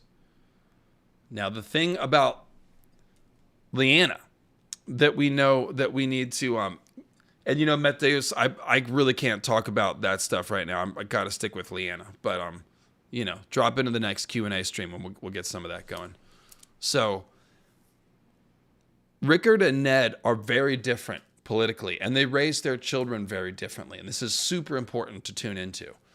Rickard is a political animal. He is messing with the politics of the South. He brings everyone to the tournament at Harrenhal. Ned never brought his kids to any tournaments in the South. The one that Sansa went to in King's Landing was the first one she'd seen. Okay? We don't know if Rickard had gone to any others before this, but he took him to Harrenhal, and they didn't have to go. Like, Ned was called down to King's Landing by Robert. That's why they're down there. But Rickard went down to Harrenhal tourney. That's a choice. He went to play politics. Okay? Now, Ned is different. Ned is an isolationist because of Robert's Rebellion. After Robert's Rebellion, he goes north, and he never comes back south again, and except for the one time there was another war, which was the Greyjoy Rebellion. And he showed up and kicked some more ass and went right back home. He took Theon, and he didn't go anywhere. So Ned, he is an isolationist. And when Robert comes, like, he doesn't even keep tabs on Robert. He doesn't have informers in King's Landing to see how it's going. He doesn't go down there every couple of years to check on how Robert, like, think about it. Ned and Robert and a couple other people physically overthrew King Aerys. And then they put Robert on the throne because he was sort of the most charismatic and stuff, but it could have been anybody. It could have been Ned. There was nothing to really say Robert had to be king, but Ned didn't want to do it. He let Robert do it, even though Robert was not the ideal administrator. And then Ned just leaves him down there. I'm honestly, this is one of the things I'm the hardest on Ned about. He just let Robert to hang. He did not check on him. He didn't come down to support him until Ned finally. And Ned also didn't foster his children anywhere. That's very true, Amy. He was not building political alliances. He's just like, I'm going to keep my family safe in my castle, and I hope that none of them die like my sister and brother. You could tell he's like kind of traumatized. and he's just like hiding. So it's completely different than Rickard. And that's why Sansa is unprepared when she gets to King's Landing. She knows nothing about politics. She learns quickly, but she knows nothing when she gets there. She's woefully underprepared. She should have been much better prepared. And you can see the difference between her and Margarey. Margaery's only like a year or two older than Sansa, but she seems like 5 or 10 years older. So that's Ned's fault. And the point is, Lyanna is going to be more like Margarey. She is someone who knows politics, understands people's nature. She's been brought up to think about this more. She sees her father building alliances. Her father's surely explaining the thoughts behind all this stuff. She probably heard her father telling Brandon, I know Barb's your girlfriend, but I've got different plans. You can't marry her. Don't get her pregnant. You know, like she probably heard that kind of conversation.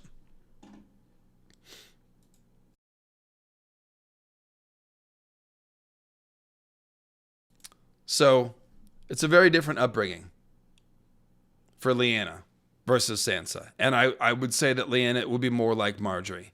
And at the Harrenhal tourney, she shows a certain amount of political savvy, which we'll get to because we're going to read the whole, the story of the Harrenhal tourney from, Mira's point of view.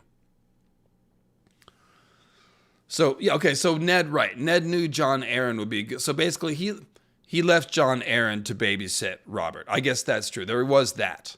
But he did not take any hand in it. He did not check up on it. He didn't even have intelligence sources to know. So finally, when Jon Arryn dies, Robert comes limping up to Winterfell and he's like, I'm surrounded by Lannisters. I can't trust anyone.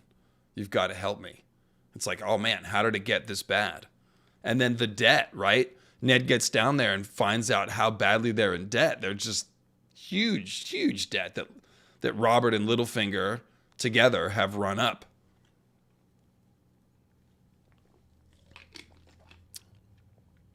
So that's the kind of thing that Ned could have been keeping tabs on if he had come down to visit once in a friggin' while, right?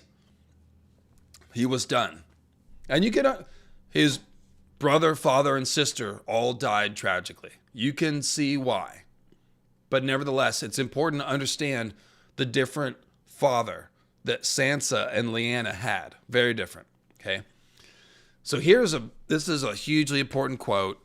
This is one of Ned's memories of Lyanna. Robert will never keep to one bed, Lyanna had told him at Winterfell on the night long ago when their father had promised her hand to the young lord of Storm's End. I hear he's gotten a child on some girl in the Vale. Ned had held the babe in his arms. He could scarcely deny her, nor would he lie to his sister. But he had assured her that what Robert did before their betrothal was of no matter, and that he was a good man and true, who would love her with all his heart. Lyanna had only smiled. Love is sweet, dearest Ned, but it cannot change a man's nature. So, this is a major one. I think this is the only dialogue we get from Lyanna besides promise me. And what is she saying?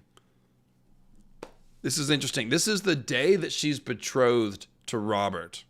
She already has her ears out. She knows that Robert has had a bastard. That's Maya Stone, by the way. So Lyanna, again, knows how to play politics, knows how to keep her ear out for rumors and information. And so when she is betrothed to somebody, she already knows what he's like.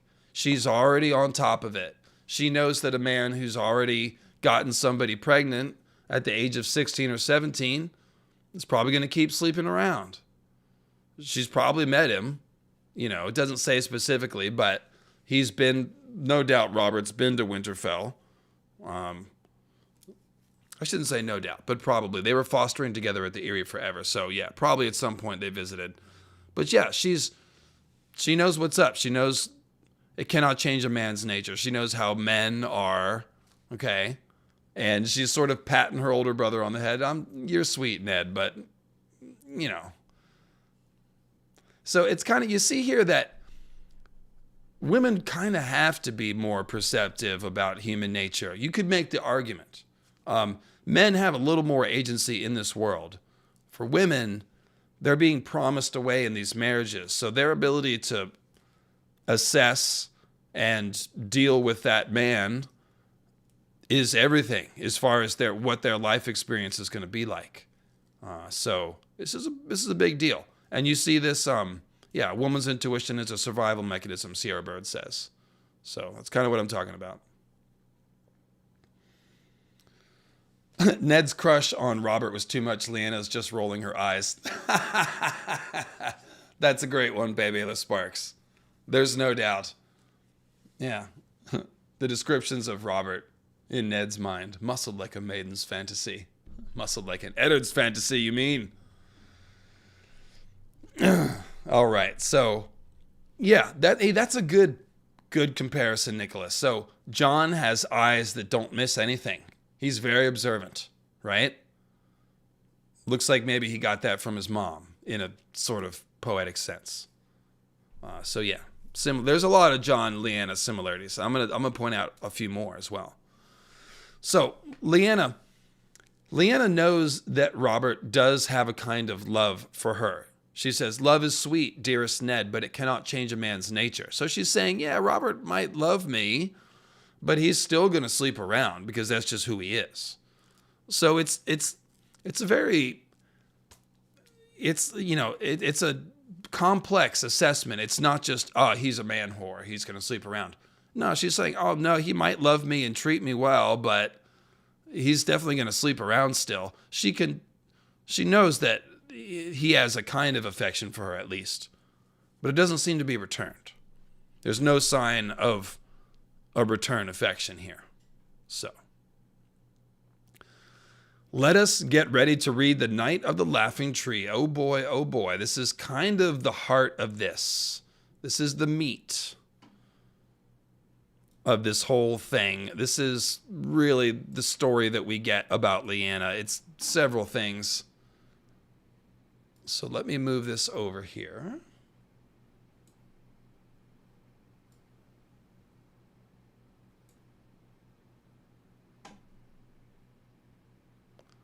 Get to the beginning.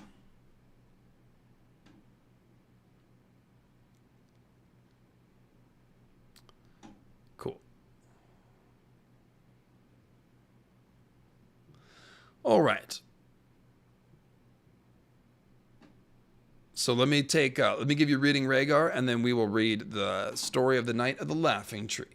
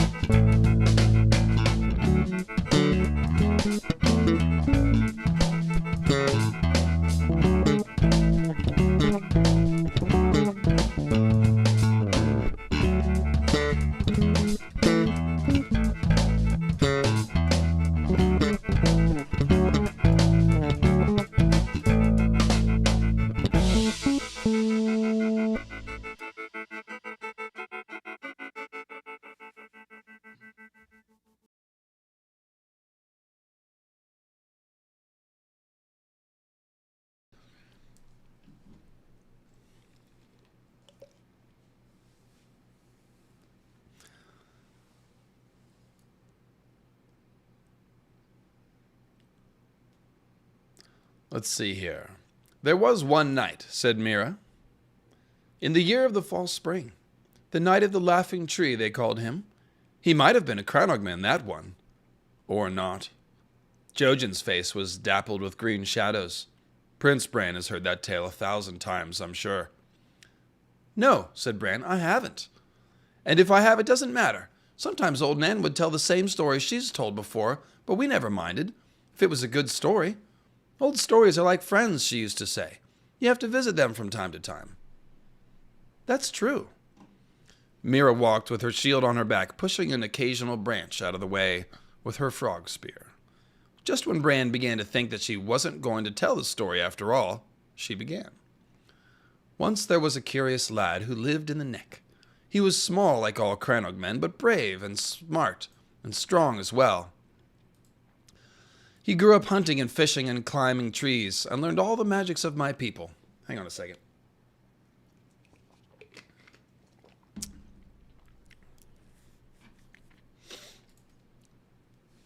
There we go. Oh, no.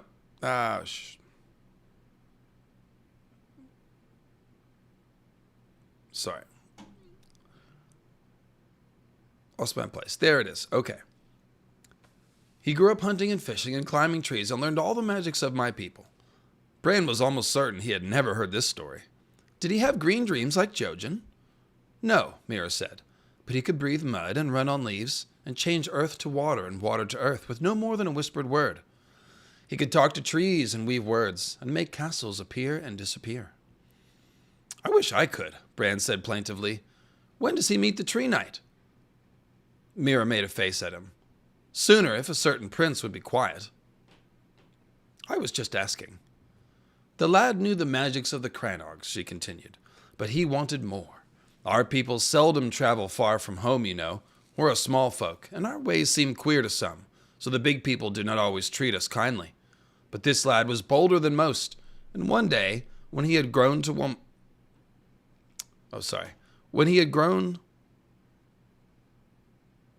manhood, he decided he would leave the Crannogs and visit the Isle of Faces. Cheers, Martin. No one visits the Isle of Faces, objected Bran. That's where the green men live. It was the green men he meant to find, so he donned a shirt sewn with bronze scales, like mine, took up a leather shield and a three-pronged spear, like mine, and paddled a little skin boat down the Green Fork. Bran closed his eyes to try to see the man in his little skin boat. In his head, the Crannog men looked like Jojen, only older and stronger, and dressed like Mira. He passed beneath the twins by night, so the Freys would not attack him, and when he reached the Trident, he climbed from the river and put his boat on his head and began to walk. It took him many a day, but he finally reached the God's Eye, threw his boat in the lake, and paddled out to the Isle of Faces. Did he meet the green men? Yes, said Mira, but that's another story, and not for me to tell. My prince asked for knights. Green men are good too. They are, she agreed, but said no more about them.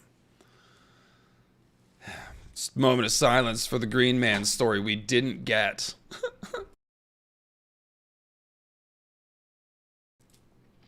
Tragic.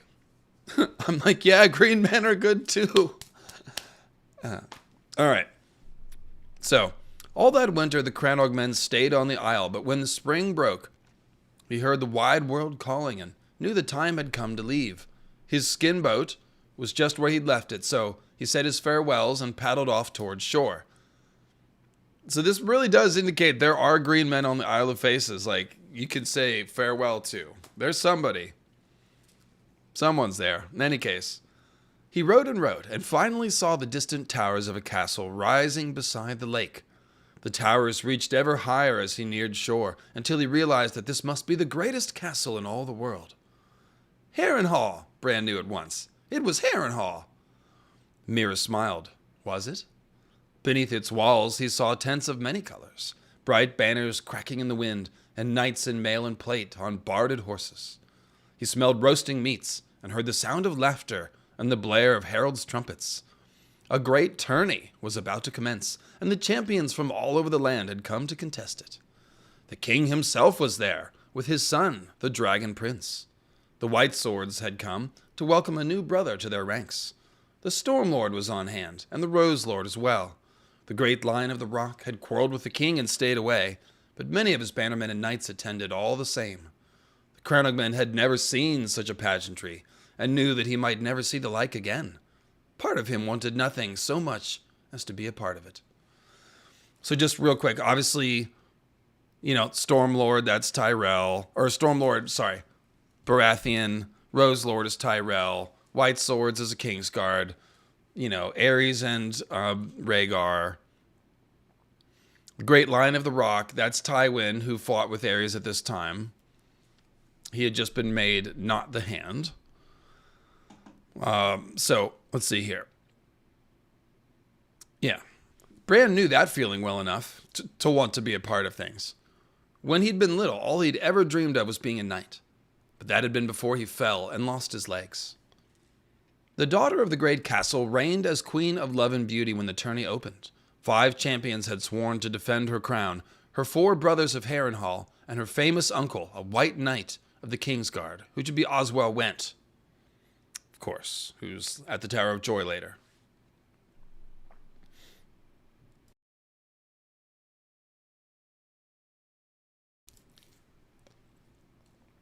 Was she a fair maid? She was, said Mira, hopping over a stone, but there were others fairer still. One was the wife of the dragon prince, who'd brought a dozen lady companions to attend her. The knights all begged them for favors to tie about their lances. This isn't going to be one of those love stories, is it? Bran asked suspiciously, and here I can't help but think of The Princess Bride, you know, where it's framed by the grandfather reading to Fred Savage, and he's all like, there's not going to be kissing, is there? And then they get to the part, and he's like, I guess you could read it. Anyways, Hodor doesn't like those much. Hodor said Hodor agreeably. He likes the stories where the knights fight monsters. Sometimes the knights are the monsters, Bran. The little Cranogman was walking across the field, enjoying the warm spring day and harming none, when he was set upon by 3 squires. They were none older than 15, yet even so, they were bigger than him, all 3. This was their world, as they saw it, and he had no right to be there. They snatched away his spear and knocked him to the ground, cursing him for a frog-eater. Were they Walders? It sounded like something little Walder Frey might have done. None offered a name, but he marked their faces well, so he could revenge himself upon them later. They shoved him down every time he tried to rise, and kicked him when he curled up on the ground. But then they heard a roar. "That's my father's man you're kicking," howled the she-wolf. "A wolf on 2 legs or 4? 2, said Mira. The she-wolf laid into the squires with a tourney sword, scattering them all. The Cranogman was bruised and bloodied, so she took him back to her lair to clean his cuts and bind them up with linen. There he met her pack brothers, the wild wolf who led them, that's Brandon, the quiet wolf beside him, Ned, and the pup, who was the youngest of the 4, who's obviously Benjen. That evening there was to be a feast in Harrenhal to mark the opening of the tourney, and the she-wolf insisted that the lad attend. He was of high birth, with as much a right to a place on the bench as any other man. She was not easy to refuse, this wolf maid, so he let the young pup find him garb suitable to a king's feast, and went up to the great castle. Under Harren's roof he ate and drank with the wolves, and many of their sworn swords besides, barrow-down men and moose and bears and mermen. The dragon prince sang a song so sad it made the wolf girl sniffle, but when her pup brother teased her for crying, she poured wine over his head. A black brother spoke, asking the knights to join the night's watch. The Storm Lord drank down the Night of Skulls and Kisses in a wine-cup war.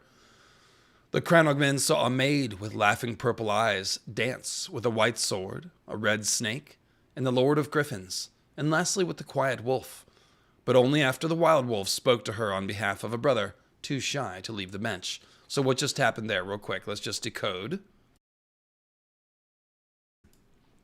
So Howland Reed obviously is a lord's son. He has a right to the bench here, right? The Storm Lord and the Knight of Skulls and Kisses, that's Lonmouth, who later is probably Lem in the Brotherhood. And that's the Skulls and Kisses is the sigil. And it's Lonmouth, isn't it?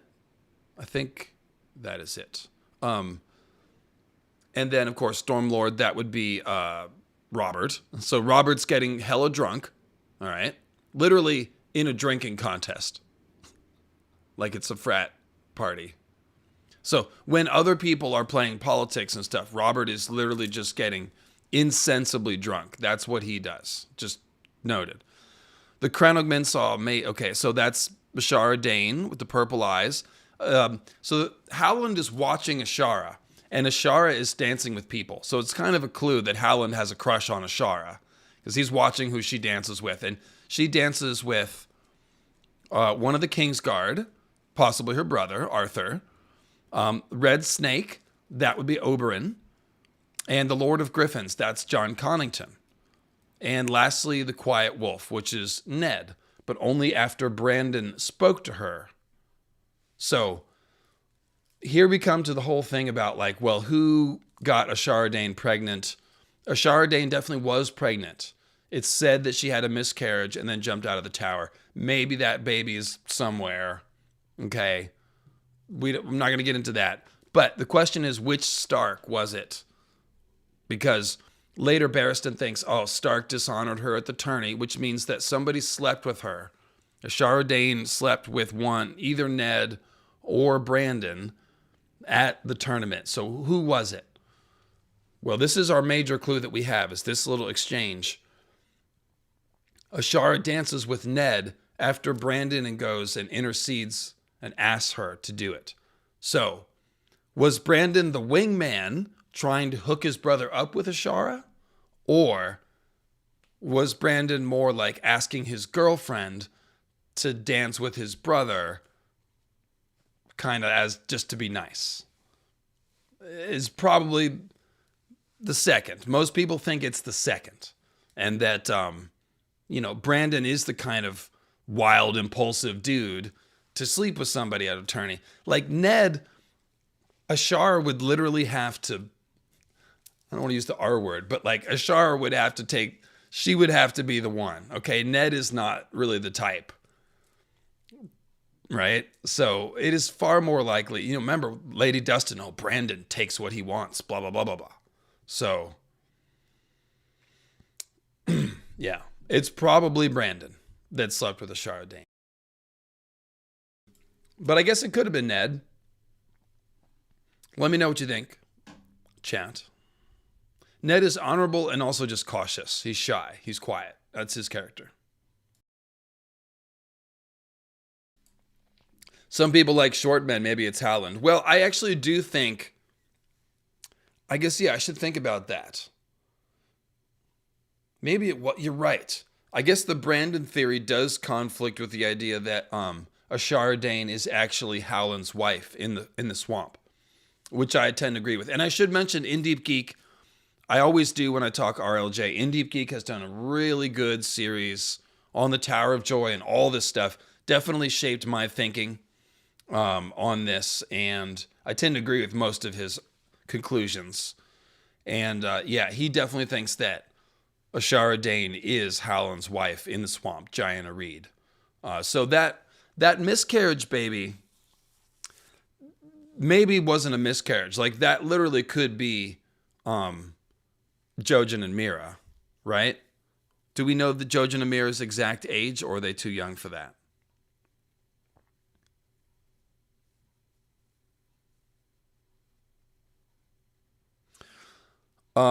Interesting, Kirsty. Kirsty is saying maybe Brandon was trying to get Ned to marry Ashara because Ashara was pregnant with Brandon's baby, and Brandon had to wed Catelyn. So maybe that's a way of covering up Ashara's dishonor of having a kid with somebody who's marrying someone else. That's an interesting theory, Kirsty. I never heard that. That is interesting. Mira, so Jojen and Mira are a little too young to have been this pregnancy then.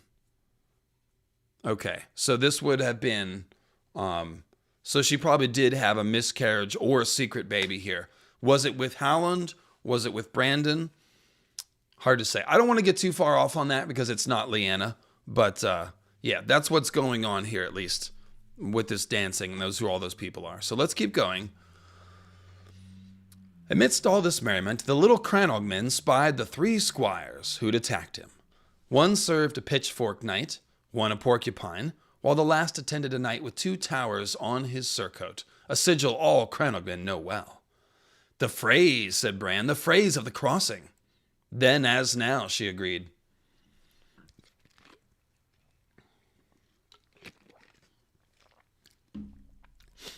Yeah, I'm not convinced Ashara's dead at all.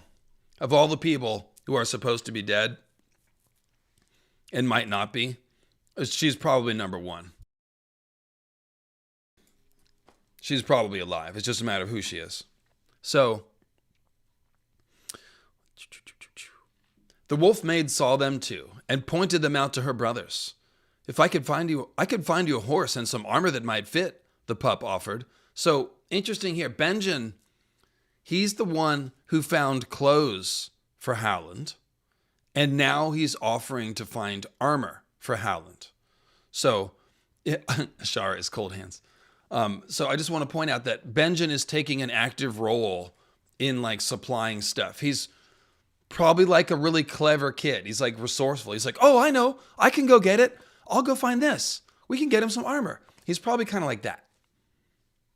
That's how I read it. Because he's like sitting here always offering to like go and find some stuff. And he's also smaller. So he's thinking, maybe I have stuff that will fit, right? Okay, so I could find you a horse and some armor that might fit, the pup offered. The little Crannog man thanked him, but gave no answer. His heart was torn. Crannog men are smaller than most, but just as proud. The lad was no knight, no more than any of his people. We sit a boat more often than a horse, and our hands are made for oars, not lances. This is still Mira talking. Much as he wished to have his vengeance, he feared he would only make a fool of himself and shame his people. The quiet wolf had offered the little Cranogman a place in his tent that night, but before he slept, he knelt on the lake shore, looking across the water to where the Isle of Faces would be, and said a prayer to the old gods of the north and the neck. You never heard this tale from your father? Asked Jojen. It was old Nan who told stories. Mira, go on, you can't stop there.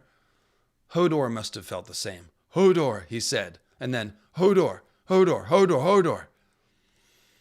Well, said Mira, if you would hear the rest. Yes, tell it. 5 days of jousting were planned, she said.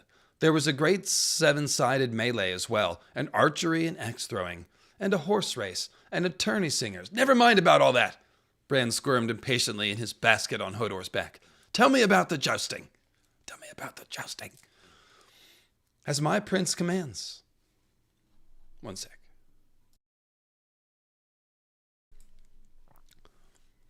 The daughter of the castle was the Queen of Love and Beauty, with 4 brothers and an uncle to defend her, but all 4 sons of Harrenhal were defeated on the first day. Their conquerors reigned briefly as champions until they were vanished in turn.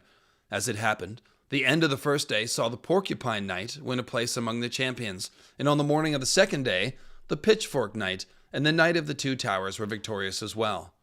But late on the afternoon of that second day, as the shadows grew long, a mystery knight appeared in the lists.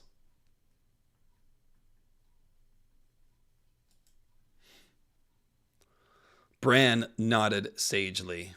Mystery knights would oft appear at tourneys with helms concealing their faces, and shields that were either blank or bore some strange device.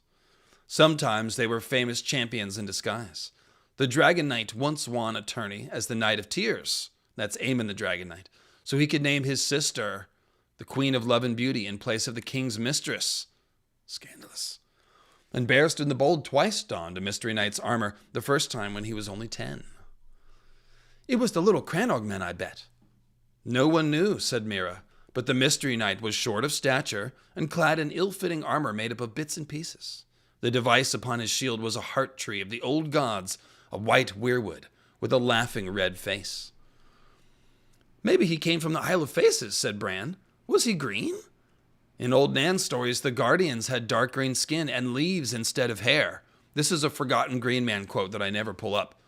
Leaves instead of hair. It's another thing that makes them sound like the children of the forest, right? And also just like tree people. And they're called Guardians too. That's cool. Another thing that implies like my Green Man watch theory, like the Green Men literally watch over the Weirwoods. They are the Guardians. That's what they do. So it makes sense that like the Green Man Guardians became the Night's Watch, doesn't it? Wish I'd found that quote for that video. Anyway, sometimes they had antlers too, but Bran didn't see how the Mystery Knight could have worn a helm if he had antlers. I love how he thinks about it though.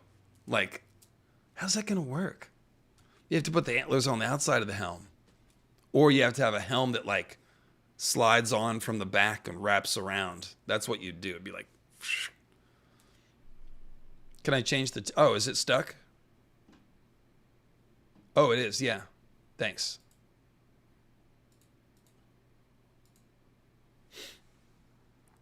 Thank you, Ash Meadow Phoenix. Yes, the chat was frozen. Hopefully not for too long. Chat is frozen. Okay, yeah, not too long. There we go. All right, so... a white weirwood with a laughing red face. Okay, so... yeah, Bran didn't see how the Mystery Knight could have worn a helm if he had antlers. I bet the old gods sent him. Perhaps they did. The Mystery Knight dipped his lance before the king and rode to the end of the lists, where the 5 champions had their pavilions. You know the 3 he challenged. The Porcupine Knight, the Pitchfork Knight, and the Knight of the Twin Towers. Bran had heard enough stories to know that. He was the little Cranogman, I told you. Whoever he was. The old gods gave strength to his arm. The Porcupine Knight fell first, then the Pitchfork Knight, and lastly the Knight of the Two Towers. None were well loved, so the common folk cheered lustily for the Knight of the Laughing Tree, as the new champion soon was called. When his fallen foes sought to ransom horse and armor, the Knight of the Laughing Tree spoke in a booming voice through his helm, saying, "Teach your squires honor, that shall be ransom enough." Once the defeated knights chastised their squires sharply, their horses and armor were returned, and so the little Cranogmen's prayer was answered. By the green men, or the old gods, or the children of the forest, who can say?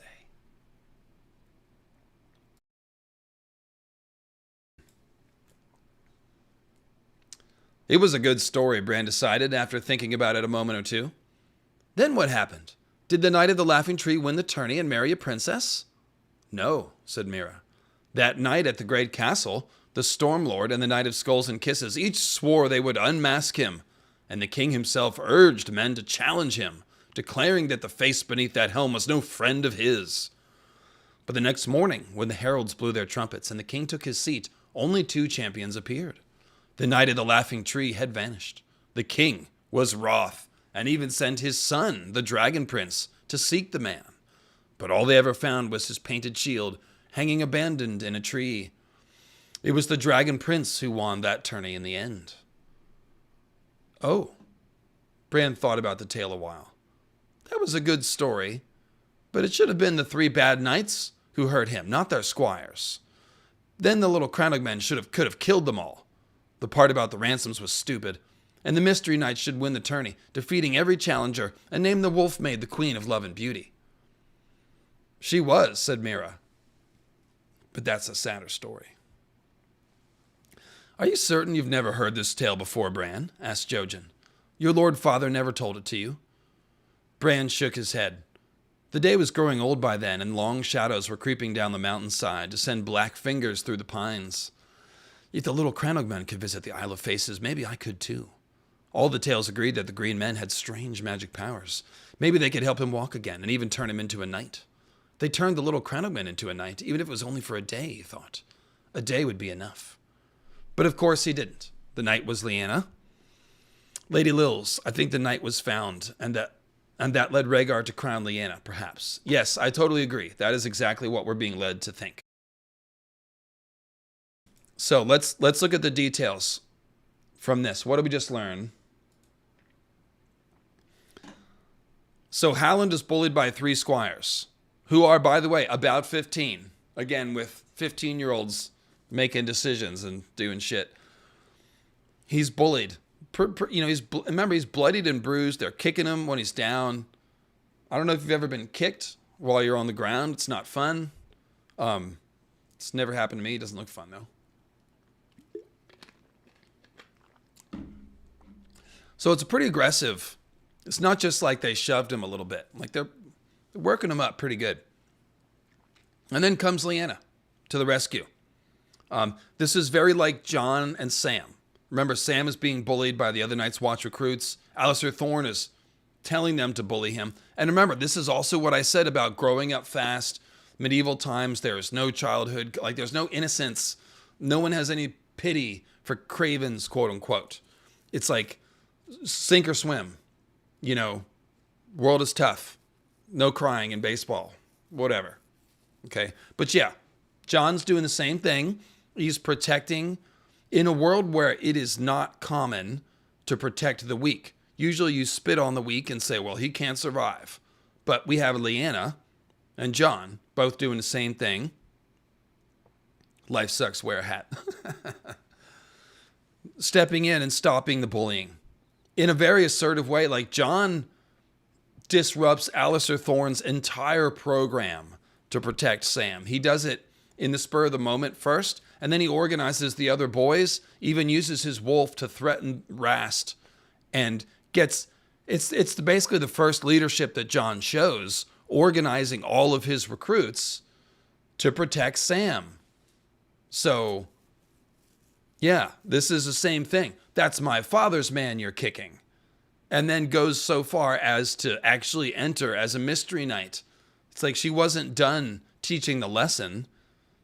She went that far to teach the lesson. So just like Jon, like once she got her back up about something, she got creative and went the extra step. So it's a very good parallel. I'll just check on the PayPals real quick. Okay, looks like I'm caught up. Oh, and there's a new patron too. Oh, it's 4:18 somewhere in the Midwest. Let's prepare.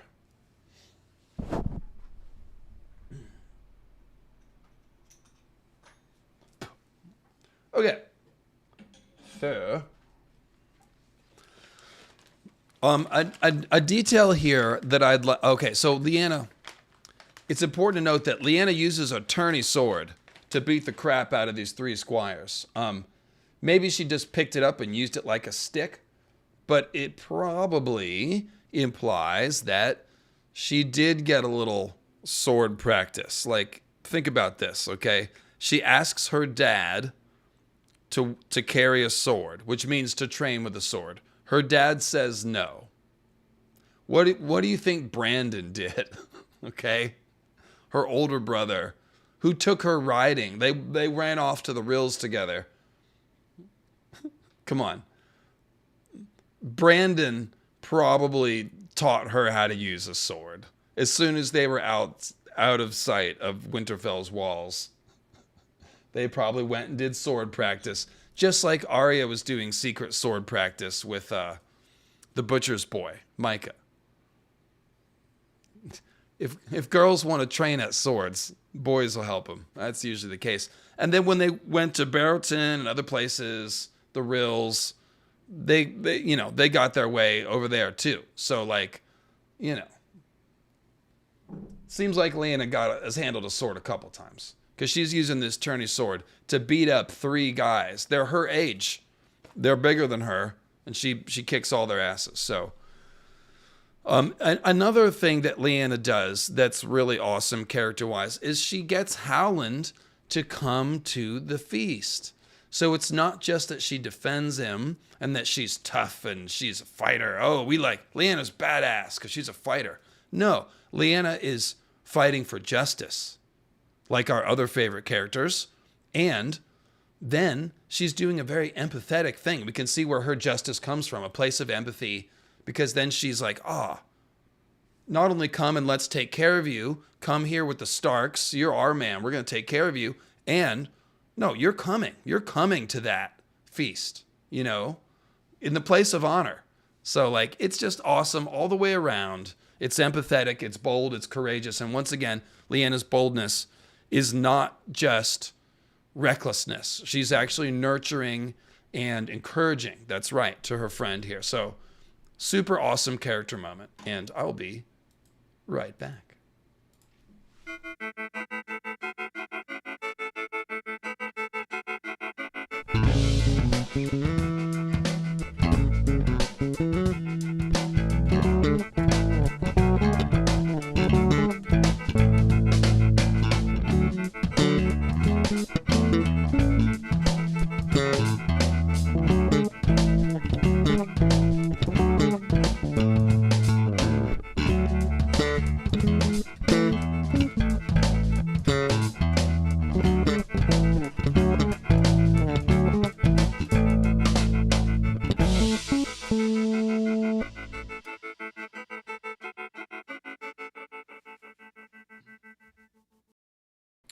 And we're back.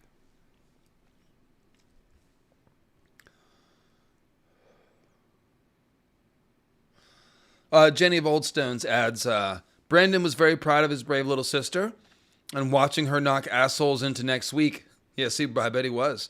Lyanna is kind. Howland Reed was a highborn young man and wanted him treated so. Yep, that's it. She is kind. And Lyanna is very impressive. So, yeah. So then, okay, so now we have the point.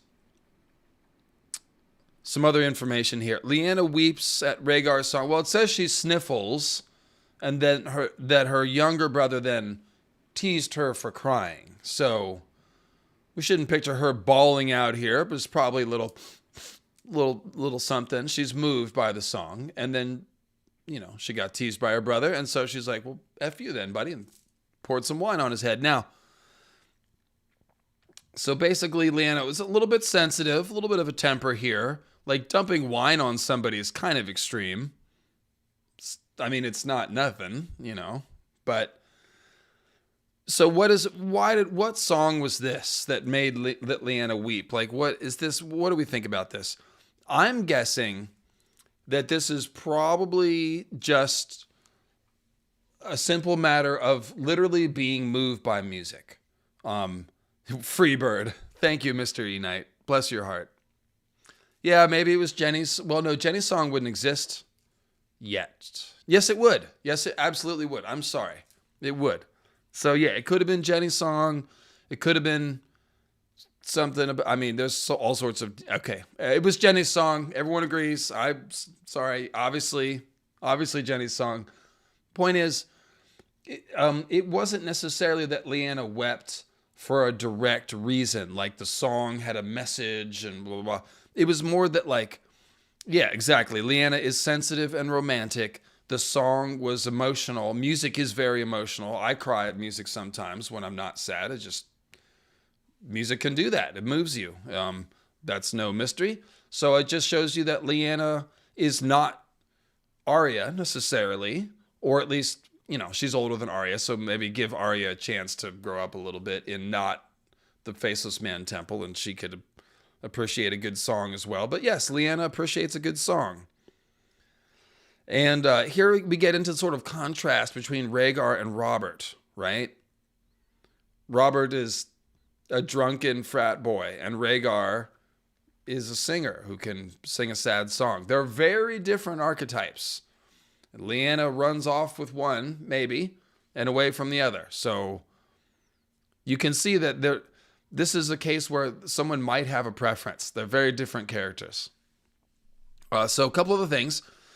Howland really can't have been the Knight of the Laughing Tree. Like Mira's telling you, we don't ride much. We're not good jousters.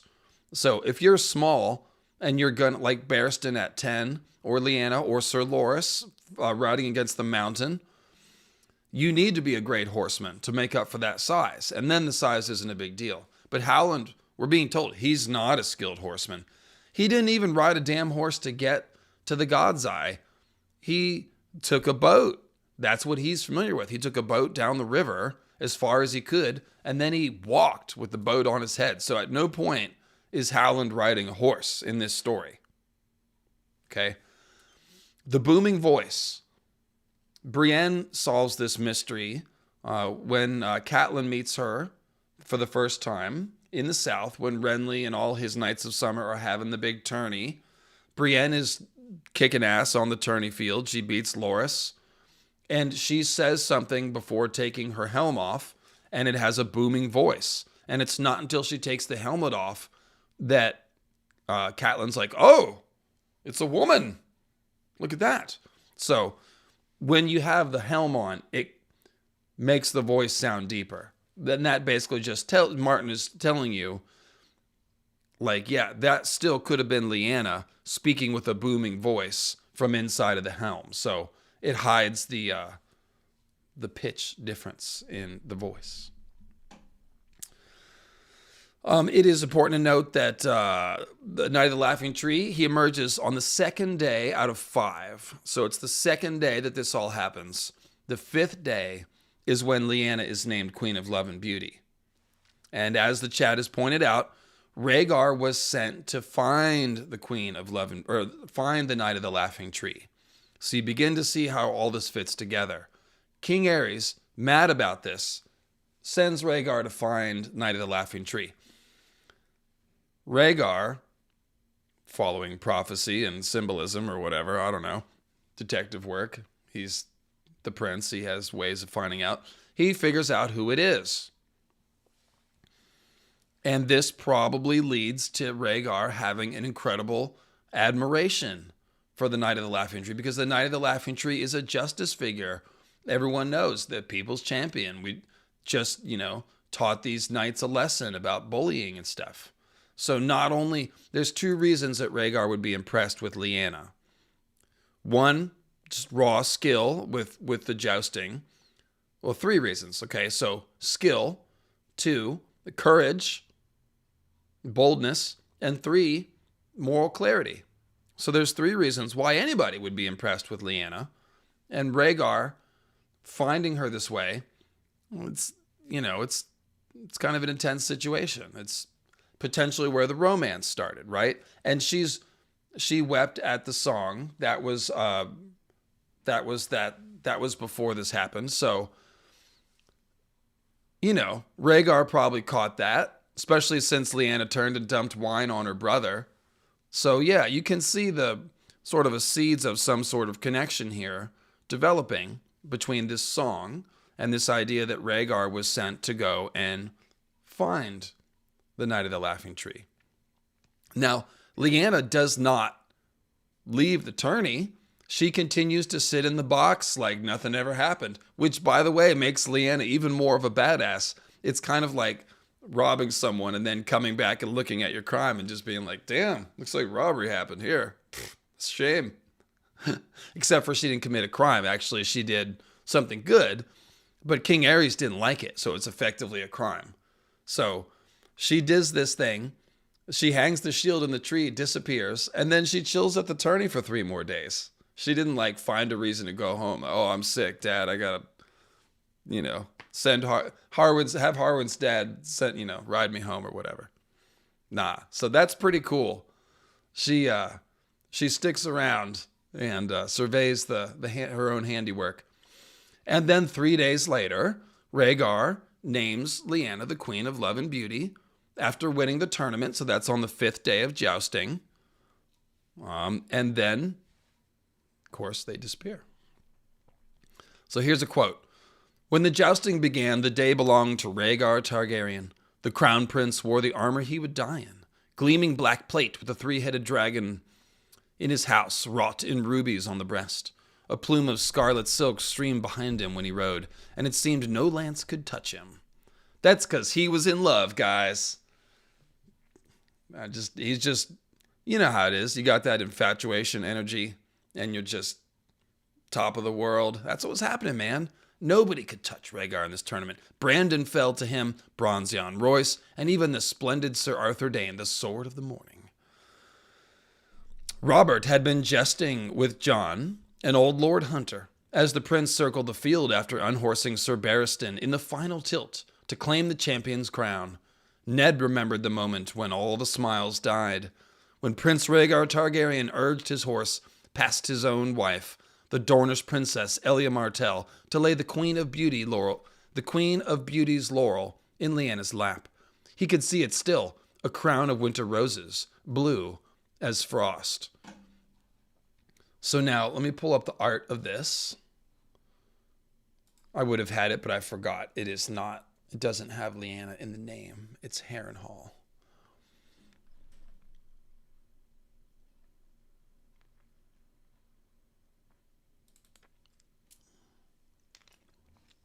This is Pablo Puglioni, and this is literally the moment we just read.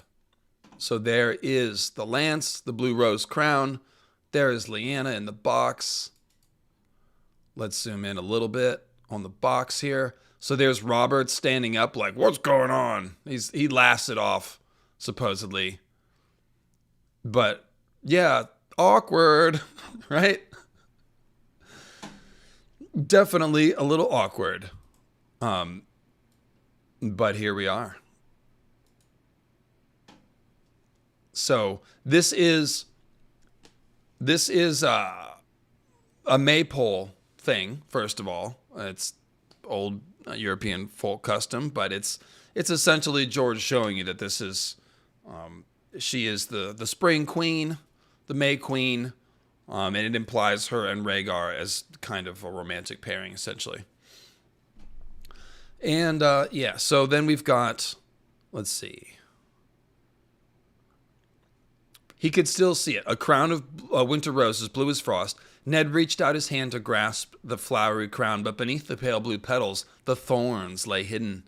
He felt them clawing at his skin, sharp and cruel, saw the slow trickle of blood run down his fingers, and woke, trembling in the dark. "Promise me, Ned," his sister had whispered from her bed of blood. She had loved the scent of winter roses. So, couple things here. Obviously, the symbolism of the rose crown. It's got the thorns underneath. It's like, yes, it was this moment for Lyanna. She loved winter roses. Rhaegar did crown her the queen of love and beauty, but there's also thorns, right? There's thorns and there's blood. So, yeah, baby. So this is also why it's interesting. And they are winter roses on my wall. Thank you. Yes, they are. And on my shirt. What's interesting is that we don't know the timeline here. So let's fill it in, though. Think about this. Oh, it's totally is phallic. Yes, it's meant to be. It's also comet moon stuff. Think about this. If Rhaegar found Lyanna on the night of the second day of the tourney, and then here they are on the fifth day of the tourney doing this, they had 3 days in between. So the question is, was their affair developing? Were they talking about prophecy? Were they just having a romance? Was there no meetings at all? Were they maybe just sending letters? Hard to say, but there's definitely 3 days in between Rhaegar, but potentially finding her, figuring out who she is, and then giving her this crown. So this may not have surprised Lyanna. It might have surprised the people around her, certainly Robert, but not necessarily Lyanna. But then we get to the question of, did Lyanna choose to run away? And this is really the big question here. And the reason why we've built up all this, not the reason, but now that we have built up all these things about her character, we can start to figure out how this might have happened. So we saw already, Lyanna is willful and she's hard to refuse. Remember, when she's talking Howland into coming to the dinner, the wolfmaid is hard to refuse. So she's strong-willed. Ned thinks that she would stand up to Robert. And when she wants something, she's hard to refuse. This is what we're told about Lyanna. Ned thinks that, again, the wolf blood is what got her killed. He doesn't think Rhaegar got her killed. It was the wolf blood. So that implies every rose has its thorn. Thank you, Jens. I was sleeping on that one. Man, sleeping. So you can kind of see here. Just want to be careful to add the disclaimer. Just because Lyanna is clever and willful and strong-willed doesn't mean that there can't be an element of coerciveness or, whatever you want to criticize. Right? We don't know exactly how this fell out. However, it's important to understand that she's not Sansa. This isn't her first rodeo, as it were. She knows what's up with men and politics and betrothals, and she already knew this at 14 when she was told that she was being betrothed to Robert. She was already an insightful person at that point. So, yeah, she's being wooed or courted by Rhaegar here, essentially. And the question is, what was going on behind the scenes? But from what we know of Lyanna's character, she's a very willful person. She's not the person that would be easy to make do something she didn't want to do. She is, however, the type of person to go and do something that is questionable or hard to understand or risky if she thinks that she wants it and it is the right thing to do. So she'll risk herself to fight for justice, and she'll potentially risk herself in order to self-determine. There's a couple of reasons why she might. So now there's a very interesting quote from Ned about Rhaegar. So this is when they're going to, Littlefinger's taking Ned to the brothel to see one of Robert's bastards, the daughter of the one that it's a sex worker, and she names the kid Bera, like after Baratheon. And so it says, Littlefinger shook the rain from his hair and laughed. Now I see, Lord Arryn learned that his grace had filled the bellies of some whores and fishwives, and for that he had to be silenced. Small wonder, allow a man like that to live, and next he's like to blurt out that the sun rises in the east. There's no answer Ned Stark could give to that but a frown. For the first time in years he found himself remembering Rhaegar Targaryen. He wondered if Rhaegar had frequented brothels. Somehow he thought not. So this is an interesting quote. There's two things about this. One, cool, Rhaegar doesn't go to brothels. Awesome. That means he's totally innocent and perfect. No, it doesn't mean that. It just means he didn't go to brothels. It means that he's not an unrestrained, flesh monster like Robert. He is more discreet and reserved and also married. So remember, Lyanna was looking at Robert saying, oh, he's not the faithful type. Well, that might be something that mattered to Lyanna. Now, obviously, we'll talk about Elia and the fact that Rhaegar's married to Elia, and then whatever's happening with Lyanna and Rhaegar. But Rhaegar's not the cheating type. He's not a philanderer. That's kind of what Ned is implying. But the more important point here is what Ned doesn't say. If Rhaegar had kidnapped Lyanna,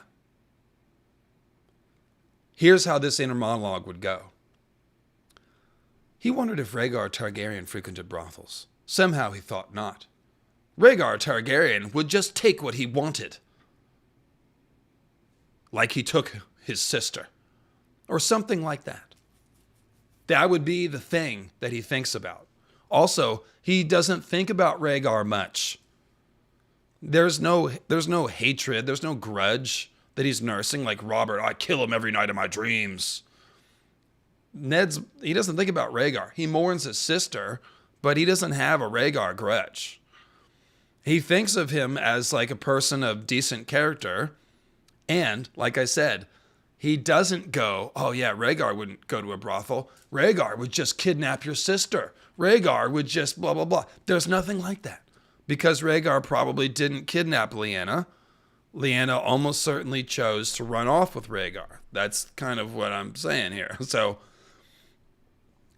building on that, Ned not only protects Jon, Rhaegar's son, he also protects Dany. Remember? Like, he goes pretty far out of he resigns as hand. Is that only because of Ned's principles of we don't kill kids? I mean, if Rhaegar killed his sister, then it might be the kind of thing, well, it's like, well, I mean, we don't kill kids, but those fucking Targaryens, I mean, yeah, screw them. No, Ned's like protecting Dany. Maybe that's just principle, but maybe Ned doesn't hate Targaryens, right? You know who else doesn't hate Targaryens? The Martells. They're betrothing, Doran betroths Viserys and Arianne, and then later Quentyn and Daenerys. So, like, he's not sore against the Targaryens and Rhaegar either, which he would be if he had just abandoned Elia to run off with Lyanna. But probably Elia was in on all this, and this is In Deep Geek who did this research, because for a couple of reasons. One, we know Rhaegar told everyone about prophecy, right? He told his friends. He told Arthur Dayne. We saw the dream vision of Elia where Rhaegar is like, oh, there must be one more. They're sitting there with their two kids. And he's like, yeah, this one's the prince that was promised. He's badass. Song of Ice and Fire. But there's got to be one more. We need 3. Where is that? Where is that person? And we also know that after Elia had her second kid, the maesters said, you can't have any more. It was a dangerous birth and pregnancy. She's slight of frame. That's really it. It's just having kids is gnarly and it does cause side effects. And basically, the maesters say Elia can't have another kid.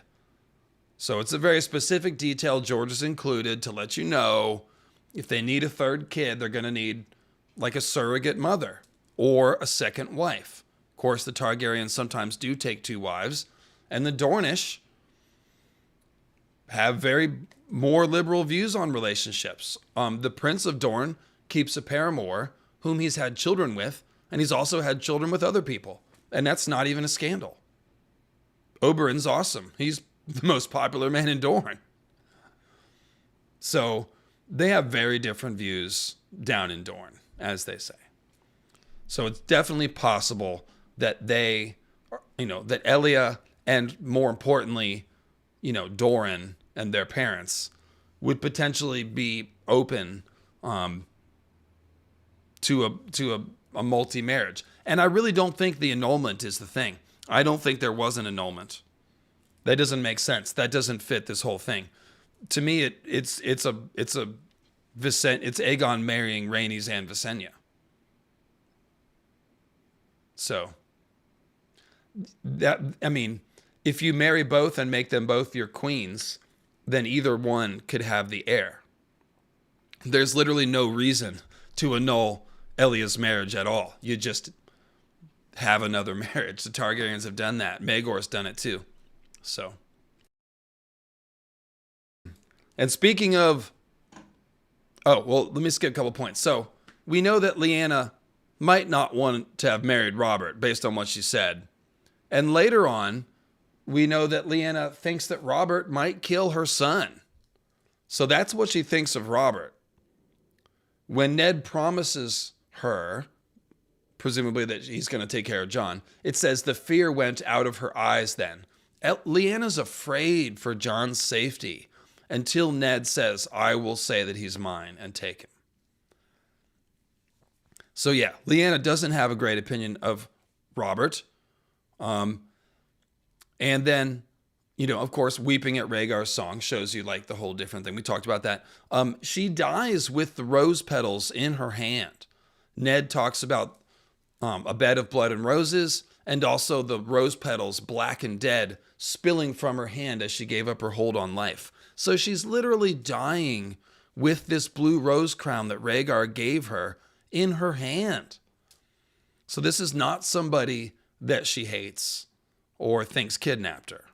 Now, maybe she was cult programmed and bamboozled, but again, that doesn't seem to be the story that Martin is suggesting. He's going out of his way to tell us Lyanna's independent, Lyanna's willful, Lyanna gets other people to do what she wants. Lyanna sticks up for justice. Lyanna doesn't go along with what other people want her to do if she doesn't want to. So everything that we're being told, means that Lyanna probably decided to run off with Rhaegar. It may have been purely to get away from Robert. It may have been because she just felt romantically about Rhaegar. And obviously, it may have involved prophecy.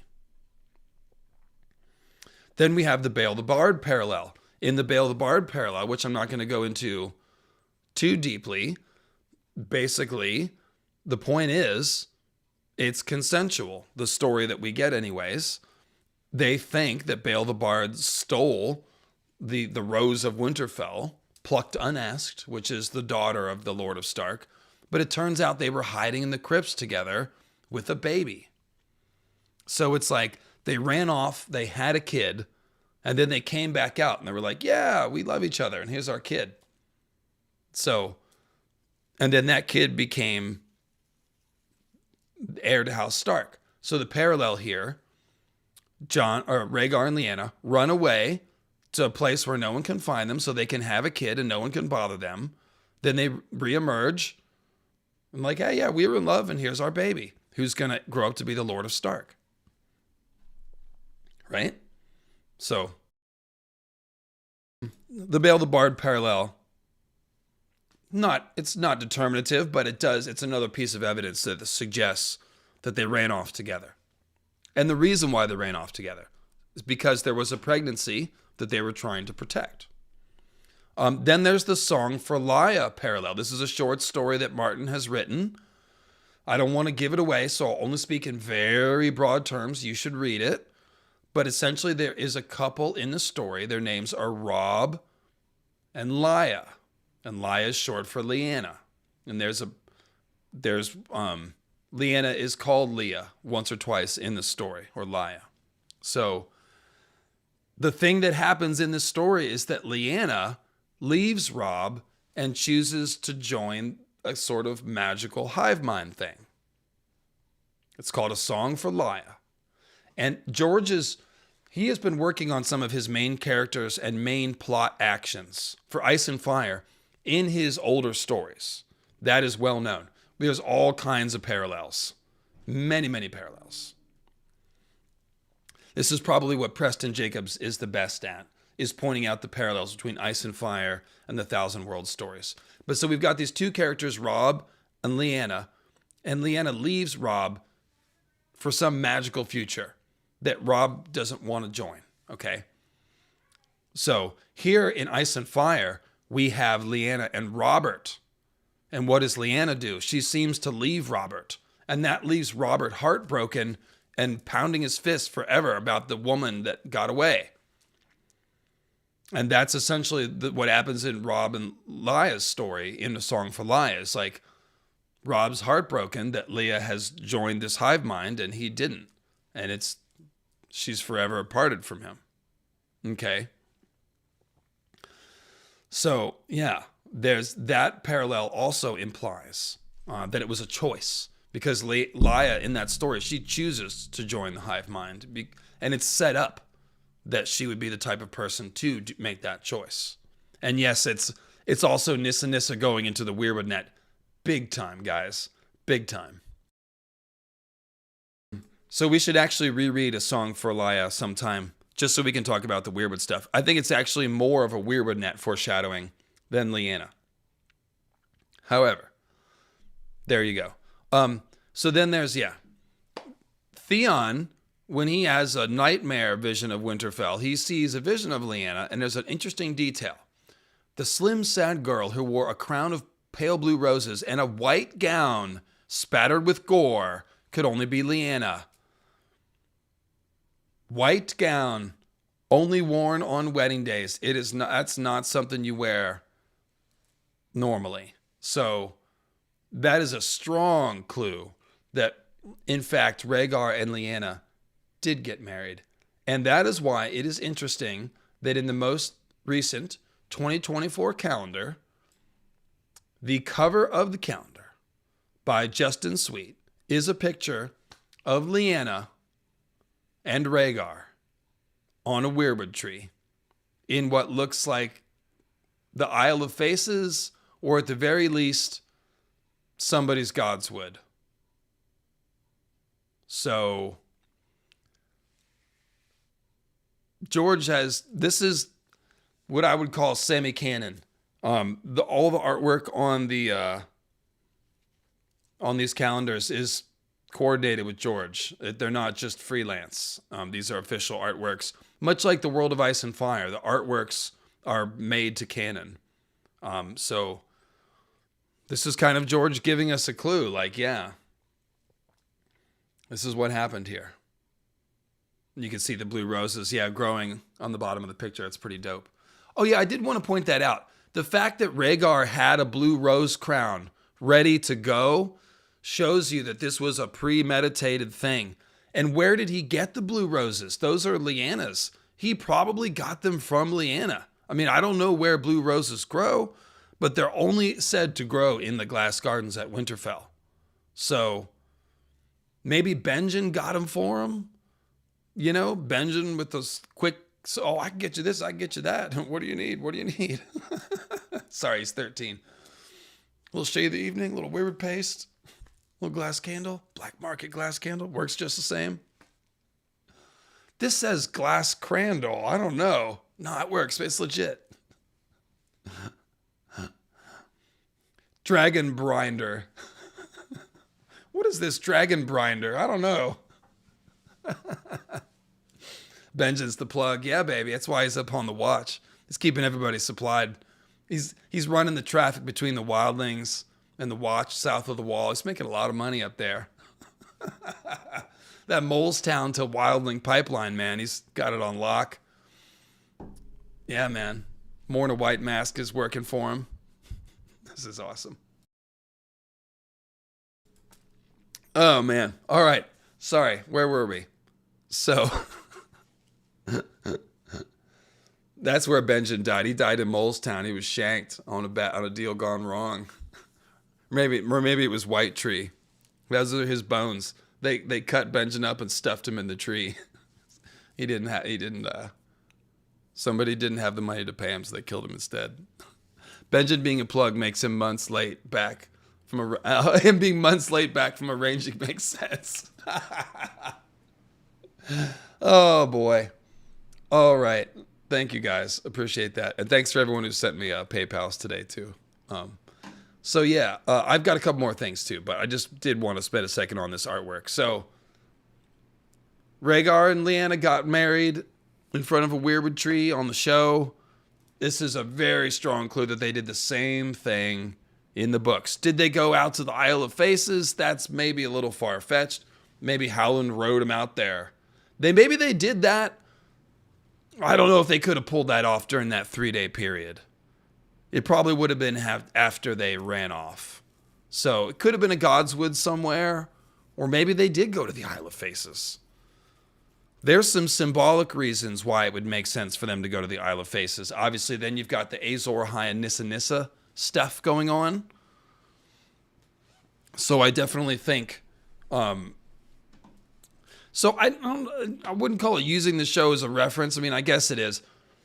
It's definitely not any sort of definitive proof, but with something like the Tower of Joy and RLJ, it really does. I mean, the show basically did what everyone more or less imagines as canon. So there might be a twist or turn in there somewhere, for sure, with like Ashara Dane and stuff. But yeah, I mean, they probably got married. Most people have suspected that they did, because otherwise Jon can't be an heir. And it makes it more interesting if they got married and he's a legit heir, right? That just brings everything, yeah, it just ups the ante on everything. So that's always been likely. I think what In Deep Geek pointed out is that it wasn't an annulment. This would have been a second marriage. And Elia would have been have known about it. She was at Harrenhal. She may have known what he was going to do with that blue rose crown before he did it. I mean, if Rhaegar was a decent dude, he certainly would have told Elia. But that's the thing. Like, let's go ahead and use our brains here and figure this out. Like, knowing what we know, right? We know that Rhaegar was a believer in prophecy. We know that prophecy was driving his actions. We know that from the vision. He's thinking about the prince that was promised, the Song of Ice and Fire, the others, and the fate of the world. This is already where he's at before Lyanna ever comes into the picture. So how did he figure out it was Lyanna? Was it just a crush? I don't think so. I really think the crush developed around the prophecy. Well, the thing is, okay, so Baby, you're saying, well, Elia might not have agreed to this because then her children and her claims would be in mortal danger. Well, the thing is, again, Rhaegar is talking about the prince that was promised and the fate of the world to Elia and telling her, your son is the prince that was promised and your daughter is his wingman and we need one more wingman. So the entire context is different. It's not the normal inheritance situation. You have to assume that Elia and Rhaegar's friends were basically on board with Rhaegar's understanding of prophecy. Not only that he shared, but that they were all kind of on, like, yeah, okay, prince that was promised. We need one more. I mean, that's really what makes it make the most sense.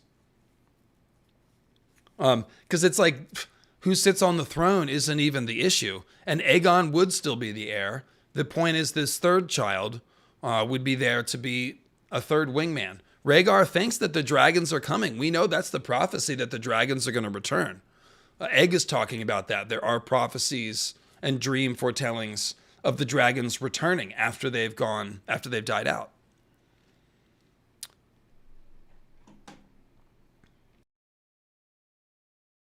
So here's a quote. Ned rose and paced the length of the room. If the queen had a role in this, or, gods forbid, the king himself, and they're talking about Bran's murder. No, I will not believe that. Yet even as he said the words, he remembered that chill morning on the Barrowlands when Robert's talk of sending hired knives after the Targaryen princess. And Robert's talk. He remembered Rhaegar's infant son, the red ruin of his skull, and the way the king had turned away, as he had turned away in Derry's audience hall not so long ago. He could still hear Sansa pleading, as Lyanna had pleaded once. So Sansa was pleading for the life of Lady, and that just tells you, what was Lyanna pleading for? The life of her child, right? And it also tells you, like, the way that he thinks about all this. Like, yeah, Robert is capable of monstrous stuff. I remember Rhaegar's kids, and it's almost like a sad memory, that's going on here. So then, the whole promise me Ned thing, like, is that meant to make us think about the prince that was promised? Probably. We know that, again, Rhaegar was saying to Elia, his, prince that was promised, Song of Ice and Fire. So he's going to have said all that stuff to Lyanna too. So Lyanna's going to know about Aegon's prophecy and all this stuff. The question is, did she believe it? Well, the fact that she ran off with Rhaegar says she probably did. So you see what I'm saying? You can pretty much logic this out. Did Rhaegar tell everyone about the prophecy? Yes. So it's only a question of whether or not Lyanna believed it. And again, if she didn't believe, if she's like, this guy is crazy, why would she run off with him then? Probably she did. And this would simply be an echo of Aegon and Torrhen, of course, where it's strongly implied that the reason why Torrhen knelt to Aegon without a fight and didn't let Brandon Snow try to kill the dragons with the magic weird arrows is because they were talking about Aegon's prophecy. And when the dragon lords show up and being like, hey, I've had this dream about ice demons. Do you have those? Because I have dragons. I think I'm supposed to melt them one day. If you're the Lord of Stark, you're going to be like, yeah, we do have ice demons, actually. Funny you should know about that. Maybe you do have prophetic dreams and also dragons who breathe fire. I'm seeing the makings of a partnership here. And then we see Alysanne and Jaehaerys go to the wall in Winterfell and fortify the Watch and do all kinds of stuff that the Starks are completely on board with. And then the Starks later there's an Alysanne Stark in the family tree after Alysanne visits Winterfell. So that tells you something too. So, what's his name? Alaric Stark. He coughed up whatever Alysanne wanted, man. Anything Alysanne asked for, new gift, whatever, lands, titles. He couldn't give it to her fast enough. So, imagine Rhaegar's sex talk just being prophecy. I have said, you could call it trauma bonding, but like when two people are thrown together in very intense circumstances, it often can enhance romantic feelings, or you could say it's like pouring lighter fluid on it. So I think that's probably what we have here, is that there's some sort of combination of attraction and then a shared understanding of prophecy that develops, and then they're just kind of on the same page about what they're doing. So there is an open question. Do the Starks maintain a knowledge of Aegon's prophecy? Like, if Torrhen was told, and if Alysanne was consulting with Alaric about this stuff, it's possible that the Starks are maintaining a knowledge of the agreement of Torrhen and Aegon. And then we have the Pact of Ice and Fire with Rhaenyra's son, Jaehaerys, right? So that the name of that marriage agreement shows you the Starks and Targaryens may still have been thinking about Aegon's prophecy and the idea that Targaryens need to marry a Stark to produce the prince that was promised. So what these clues are about is that essentially there is something in the prince that was promised prophecy that not only alludes to the others, but probably which alludes to the Starks, or a wolf maid, or maybe blue roses. I was trying to think, what is it about Lyanna that made it clear to Rhaegar that she was the one? Was she just the only Stark maid, and it just said a maid of ice, something, something? And so he's like, well, that must be her. But what if there's blue roses, like in a dream? Because Dany, think about this. Dany has a dream of a blue flower growing from a chink in a wall of ice and filling the air with sweetness. And the smell is important because it said Lyanna loved the smell of the blue winter roses. So here's the blue rose at the wall, filling the air with this smell that Lyanna loves. This is a vision that Dany had in the House of the Undying. So maybe that's an intentional parallel, and maybe Rhaegar had a dream vision himself, which accompanied his knowledge of older prophecies, Aegon's prophecy and the prince that was promised prophecy, but he's probably also having dreams. And these psychic dreams, they tend to happen like when you get close to an event or a thing, right? So he's there meeting Lyanna. It's very likely, easy to assume, or easy to imagine rather, George thinking, yeah, Rhaegar has a dream about blue roses, and that's why he gives Lyanna the blue rose crown. So that's my theory about what he may have had as a clue. But something must have happened at Harrenhal to make him think. Perhaps the thing where she is the Knight of the Laughing Tree, maybe she was fulfilling prophecy that way by dressing up as a weirwood warrior. Maybe that's what the prophecy is. Something about a weirwood warrior, somebody who wears the face of the the bloody tree or anything like that. So then when Rhaegar is going to figure out who is this mystery knight, he's thinking about a dream or a prophecy that he's had. And then when he finds it's Lyanna, he's instantly like, it's you. You're the one. And my, aren't you beautiful? Lucky me, whatever. So, yeah, a weirwood warrior, a warrior woman, a wolf maid, an ice maid, blue winter roses. There's several symbols that seem like the kind of things that might appear in a dream that would have given Rhaegar a clue that Lyanna was supposed to be the mother of the prince that was promised. And if he had, a lot of times dreams can give you secret knowledge. So if he had secret knowledge about the others or Lyanna herself that was revealed to him in a dream, maybe this helped convince Lyanna that Rhaegar's not full of shit and that his dreams are valid. There's some sort of validation element. That could obviously be there as well. So, yeah. Now, Ned is interesting. Ned is a magic skeptic. When we meet him in the Godswood, Catelyn puts more stock in the others existing than Ned. Ned's talking about, Mance Rayder, the wildlings, whatever. And she's like, there are darker things beyond the wall. And she looks at the weirwood tree, and then Ned's like, the others are gone, like the children of the forest. So it's like, Ned is a definite magical skeptic. He is a skeptic. Why would he be a skeptic? Easy to figure out, actually. He shows up at the Tower of Joy. He learns that Rhaegar and Lyanna have run off to have a magic baby because they both think prophecies and dreams and stuff. What was the result, though?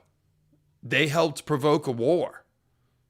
Rhaegar was too late showing up to fight and then died. And Lyanna died giving birth to Jon. And then Ned had to senselessly slaughter 3 Kingsguard, including Arthur Dayne, for kind of no reason. They died basically just carrying out some sort of stubborn oath, some command when they knew that they couldn't keep everyone from the Tower of Joy forever and ever, but they were just going to do it as long as they could or something. So the whole thing was like senseless and tragic. And yes, this prophecy, it cost Ned everything. And then Ned had to clean up the mess. That's right. You got me, chat. So why, you can see why Ned is like skeptical of magic. He's like, yeah, Rhaegar and Lyanna, they meant well, but I don't know what they were doing. And look what happened, you know? So even if in the back of his head, he's still remembering the prince that was promised shit that was told to him, he's not putting much stock in it. Now, after the guy shows up talking about the others, Ned does send Jon to the wall. So maybe that's like a splitting the difference thing where he's kind of like, you know what? On the odd chance that Lyanna and Rhaegar knew what they were talking about, at least Jon will be at the wall. He'll be safe from Robert. And if the others show up and he's got some magical destiny, then he'll be in the right place at least. And my brother Benjen's up there to look after him. So you can see how this kind of all fits with Ned's skepticism. And you can, like, again, he doesn't have ill will against Rhaegar, and he thinks that Lyanna's wolf blood got her killed, but he doesn't seem like he's much of a prophecy believer either. I did wonder if this could, losing my voice, if this factored in Ned's choice to protect Dany. Was he maybe even thinking about the chance that Lyanna and Rhaegar were right and that these Targaryens are important and that maybe a long night is coming? Even if it's like 2% chance. So.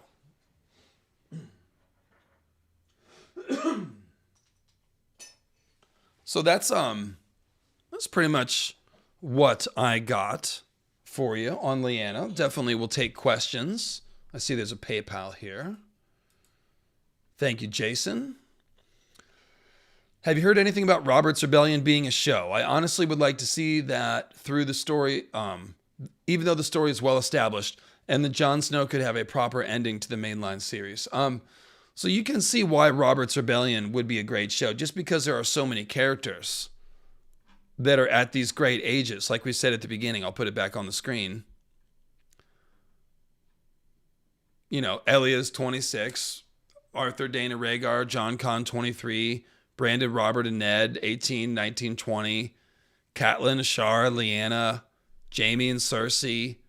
Like, yeah, there's all the people we know as hot-blooded teenagers, young adults, nearly a man groans.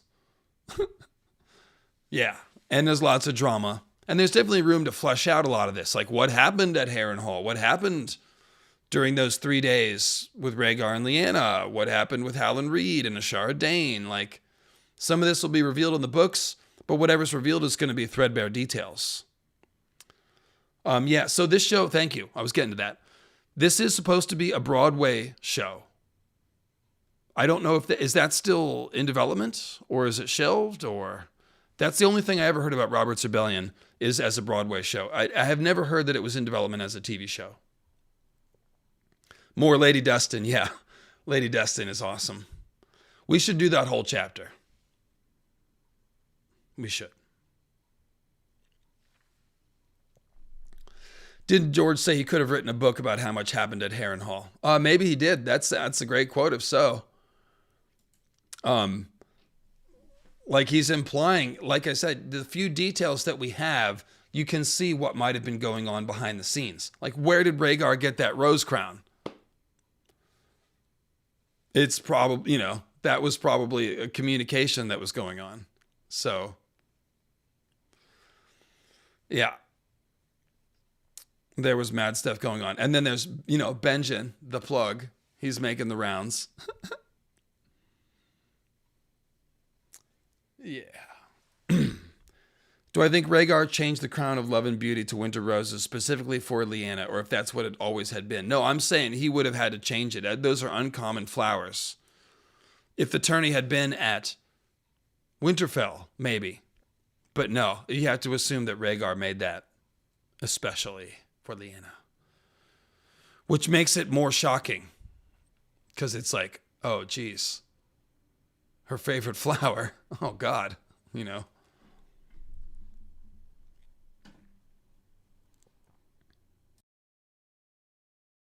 I'm surprised devoted to Mariah didn't come to this one. But there have been over 300 watching the whole time, so thank you guys. Make sure to like the stream if you're watching. Click that like button. It helps YouTube show the video to more people. The Wentz probably had a different crown. Yeah, it would have been probably red roses. Rhaegar had to win the tournament. Oh, good point, Tracy. He had to win the tournament in order to have this moment. You're very right. And it said nothing could touch him. So not only is he on cloud nine, like I was joking, he's literally driven by prophetic need here. Yeah, that's a good point. He had to win the tourney. And he did. It's kind of sick, actually. So I'm gonna go back to that picture. Where was it? Oh, I think I'm okay. Hang on. So last call for questions, and then we'll go ahead and wrap it up.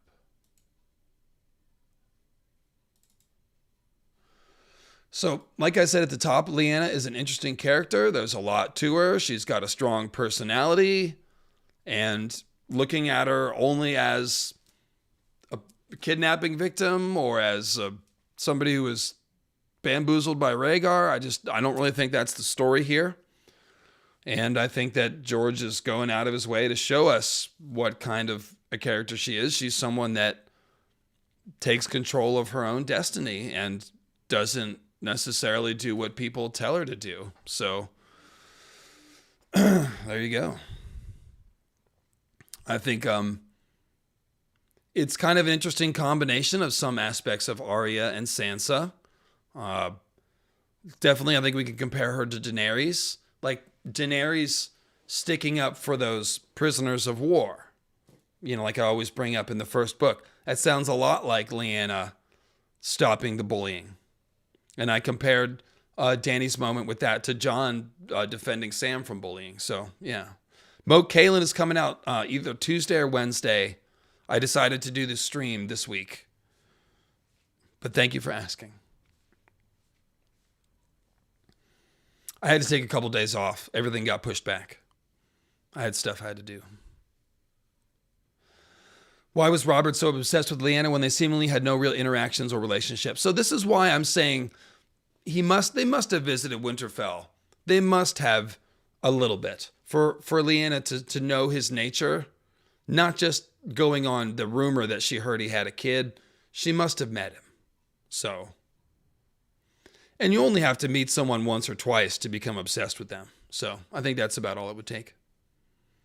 And Robert's obsession also is of an idealized version of Lyanna that doesn't even, like Ned even says, like, you don't really know Lyanna. You never did. Like, you were betrothed to her and you met her, but you didn't know her. So I ship Ashara and Lyanna. Why not? Who knows what was going on at the Tower of Joy?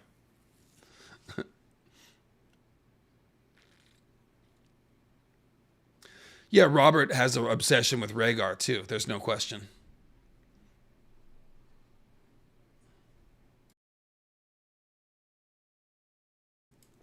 If Howland and Ashara are married, why hide it? Let me think about that. That's a good question. Why would they need to hide it? Why would Ashara need to fake her death? Oh, okay. Here's the answer. Because they didn't know if Jon, this is all part of hiding Jon. They didn't know if Jon would come out looking Targaryen. He might have silver hair or purple eyes, and that makes it hard to say.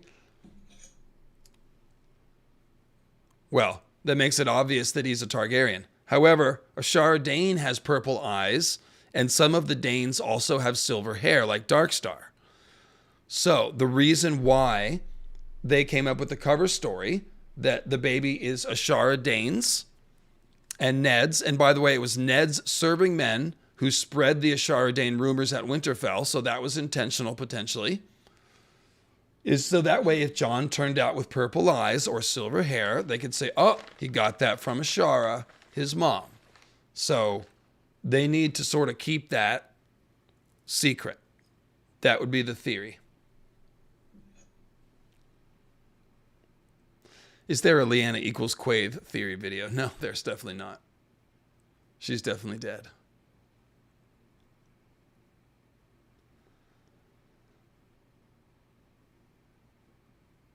So yeah, and that's basically why they had to run away, is because the baby was never safe. And their union was never safe. So, yeah, they had to win the war first before they could even come out and say what they've done.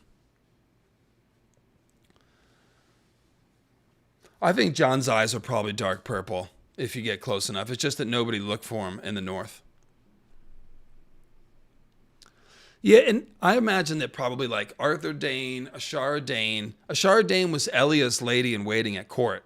So if Elia was in on it, Ashara was in on it, Arthur Dayne was in on it. That's why Arthur's at the Tower of Joy guarding it still. They're all in on it. They all know Rhaegar's prophecy beliefs, I'm sure. And we're just about at 3 hours. Praise Garth.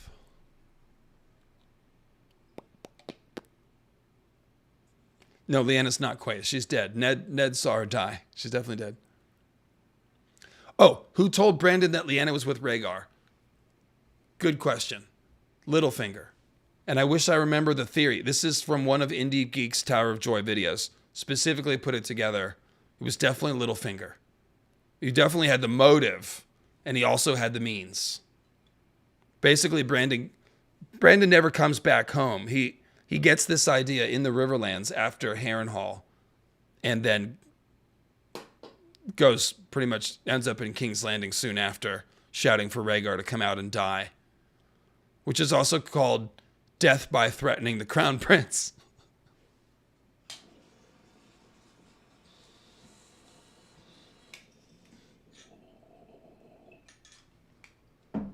Suicide by threat, if you will. So yeah, would have been Littlefinger. He's been working to bring down House Stark. He hated Brandon. So, yeah.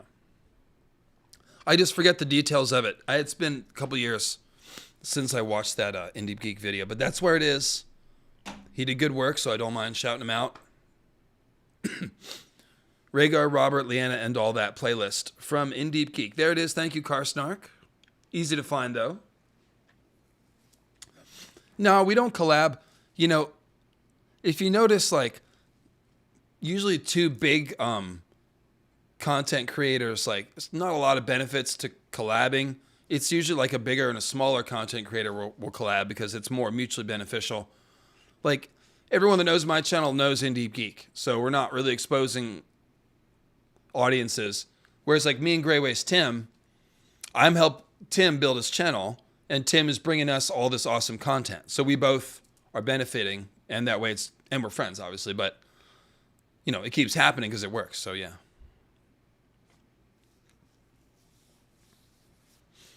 What's up for Sunday? Oh, right, thank you. Stark Iceberg. Little thing called the Stark Iceberg on Sunday. Should have mentioned that at the beginning. I knew there was something I was forgetting. Yeah, Sunday, Stark Iceberg. That means, so we've already done the White Walkers. And don't expect a ton of Greensea or Weirwood stuff, except for where it relates to Northern lore. This is going to be about Northern lore, Stark history, Bolton history. We'll do some Night's Watch, Children of the Forest stuff. But yeah, Stark Iceberg, which is kind of like Northern history iceberg. Did Lyanna go into the Weirwood net? I wouldn't think so. No. I mean, I wouldn't think so. Do you think Brandon could have taken Rhaegar in a 1 versus 1? That'd probably be a good fight, actually. It seems like Rhaegar can hold it down when he needs to. Baratheon is just a force, man. You can't even block that hammer. That's the problem. You can only dodge it. You can't block that hammer. Baratheon is, I mean, you could see he won 3 battles in a day. Like, he's just ridiculous, Robert, on the battlefield. Do you know if George incorporates Western religious symbolism in A Song of Ice and Fire? What do you mean Western religious symbolism? You mean like Christianity? Absolutely. I've documented a lot. I mean, he was raised Catholic. There's a lot of Christian stuff in there.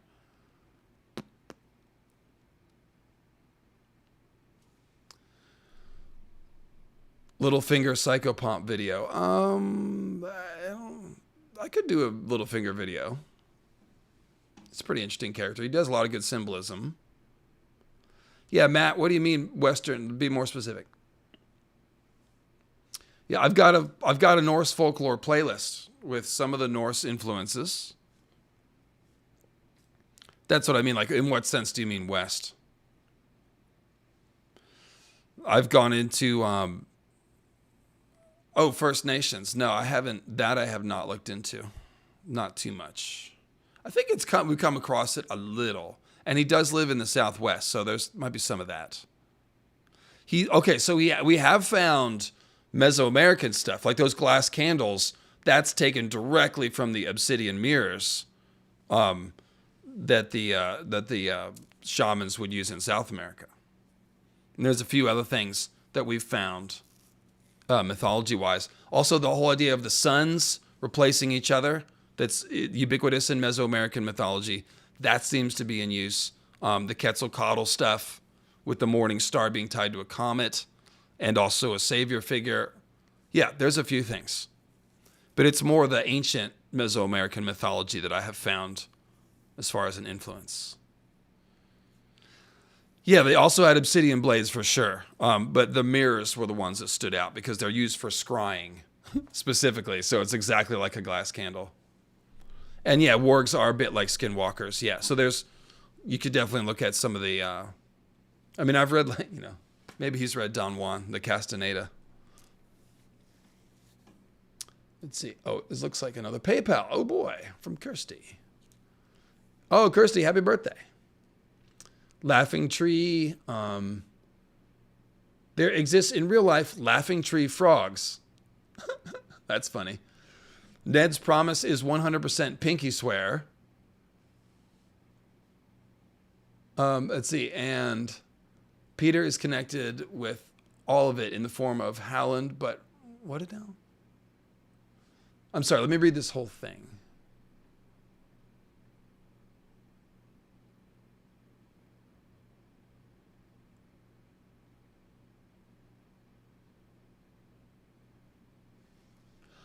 Oh, okay. Okay, so she's talking about something in Chinese mythology, a tradition of the idea of pinky swearing. There's an origin behind that, of course, right?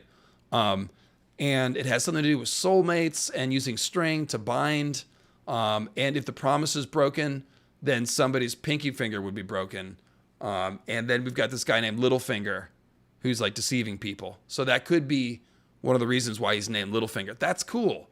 I'll have to research that. I know sometimes it's hard to fit all the information for something like that in a message, but I got it, and thank you.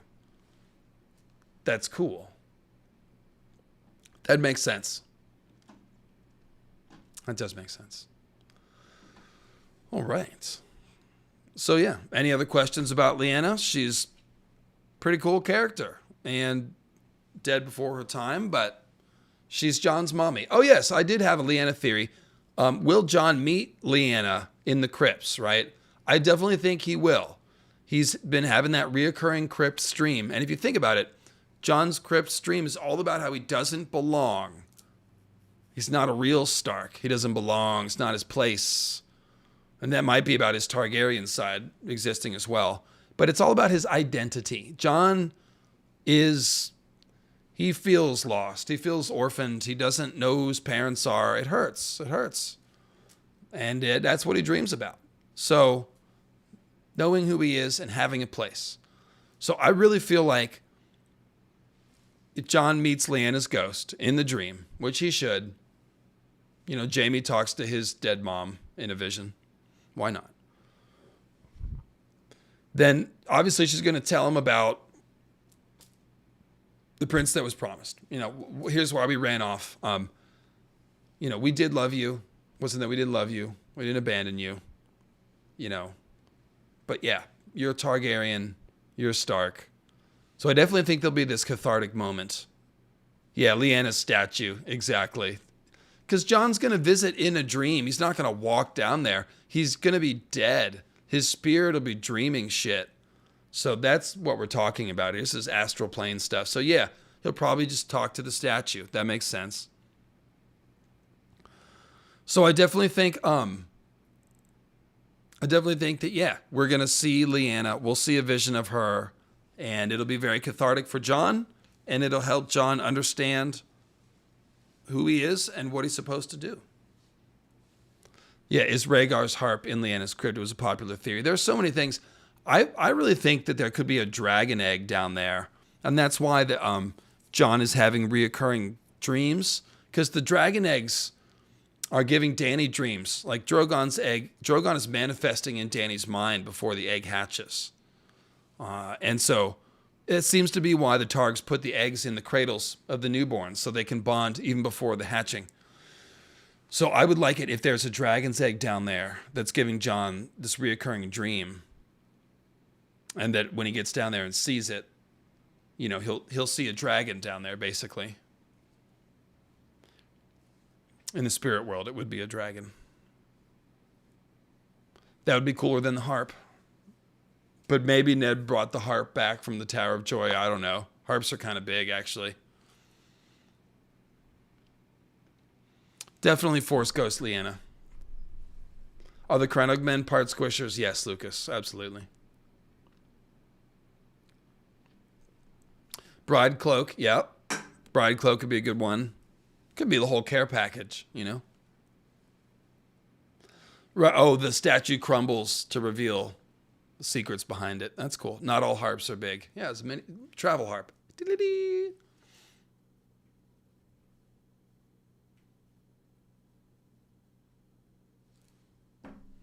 Cool. Yeah, Jaime got Force Ghost Joanna. She's not even Old Gods. Exactly. Maybe it was a harmonica. Blues harp. Well, shout out to the Rhaegar Show Explained, which is my Witcher Rhaegar mashup. Check that out if you haven't.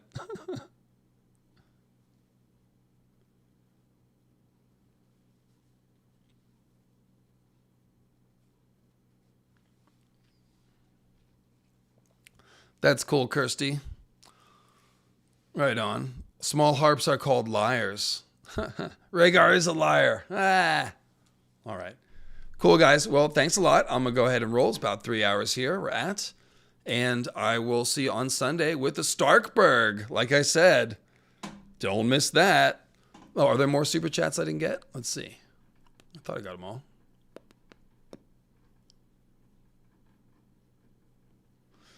I'm pretty sure I have. I've gotten all the ones that are on the screen. If I missed, I'll just if I missed your question, then just repeat it real quick.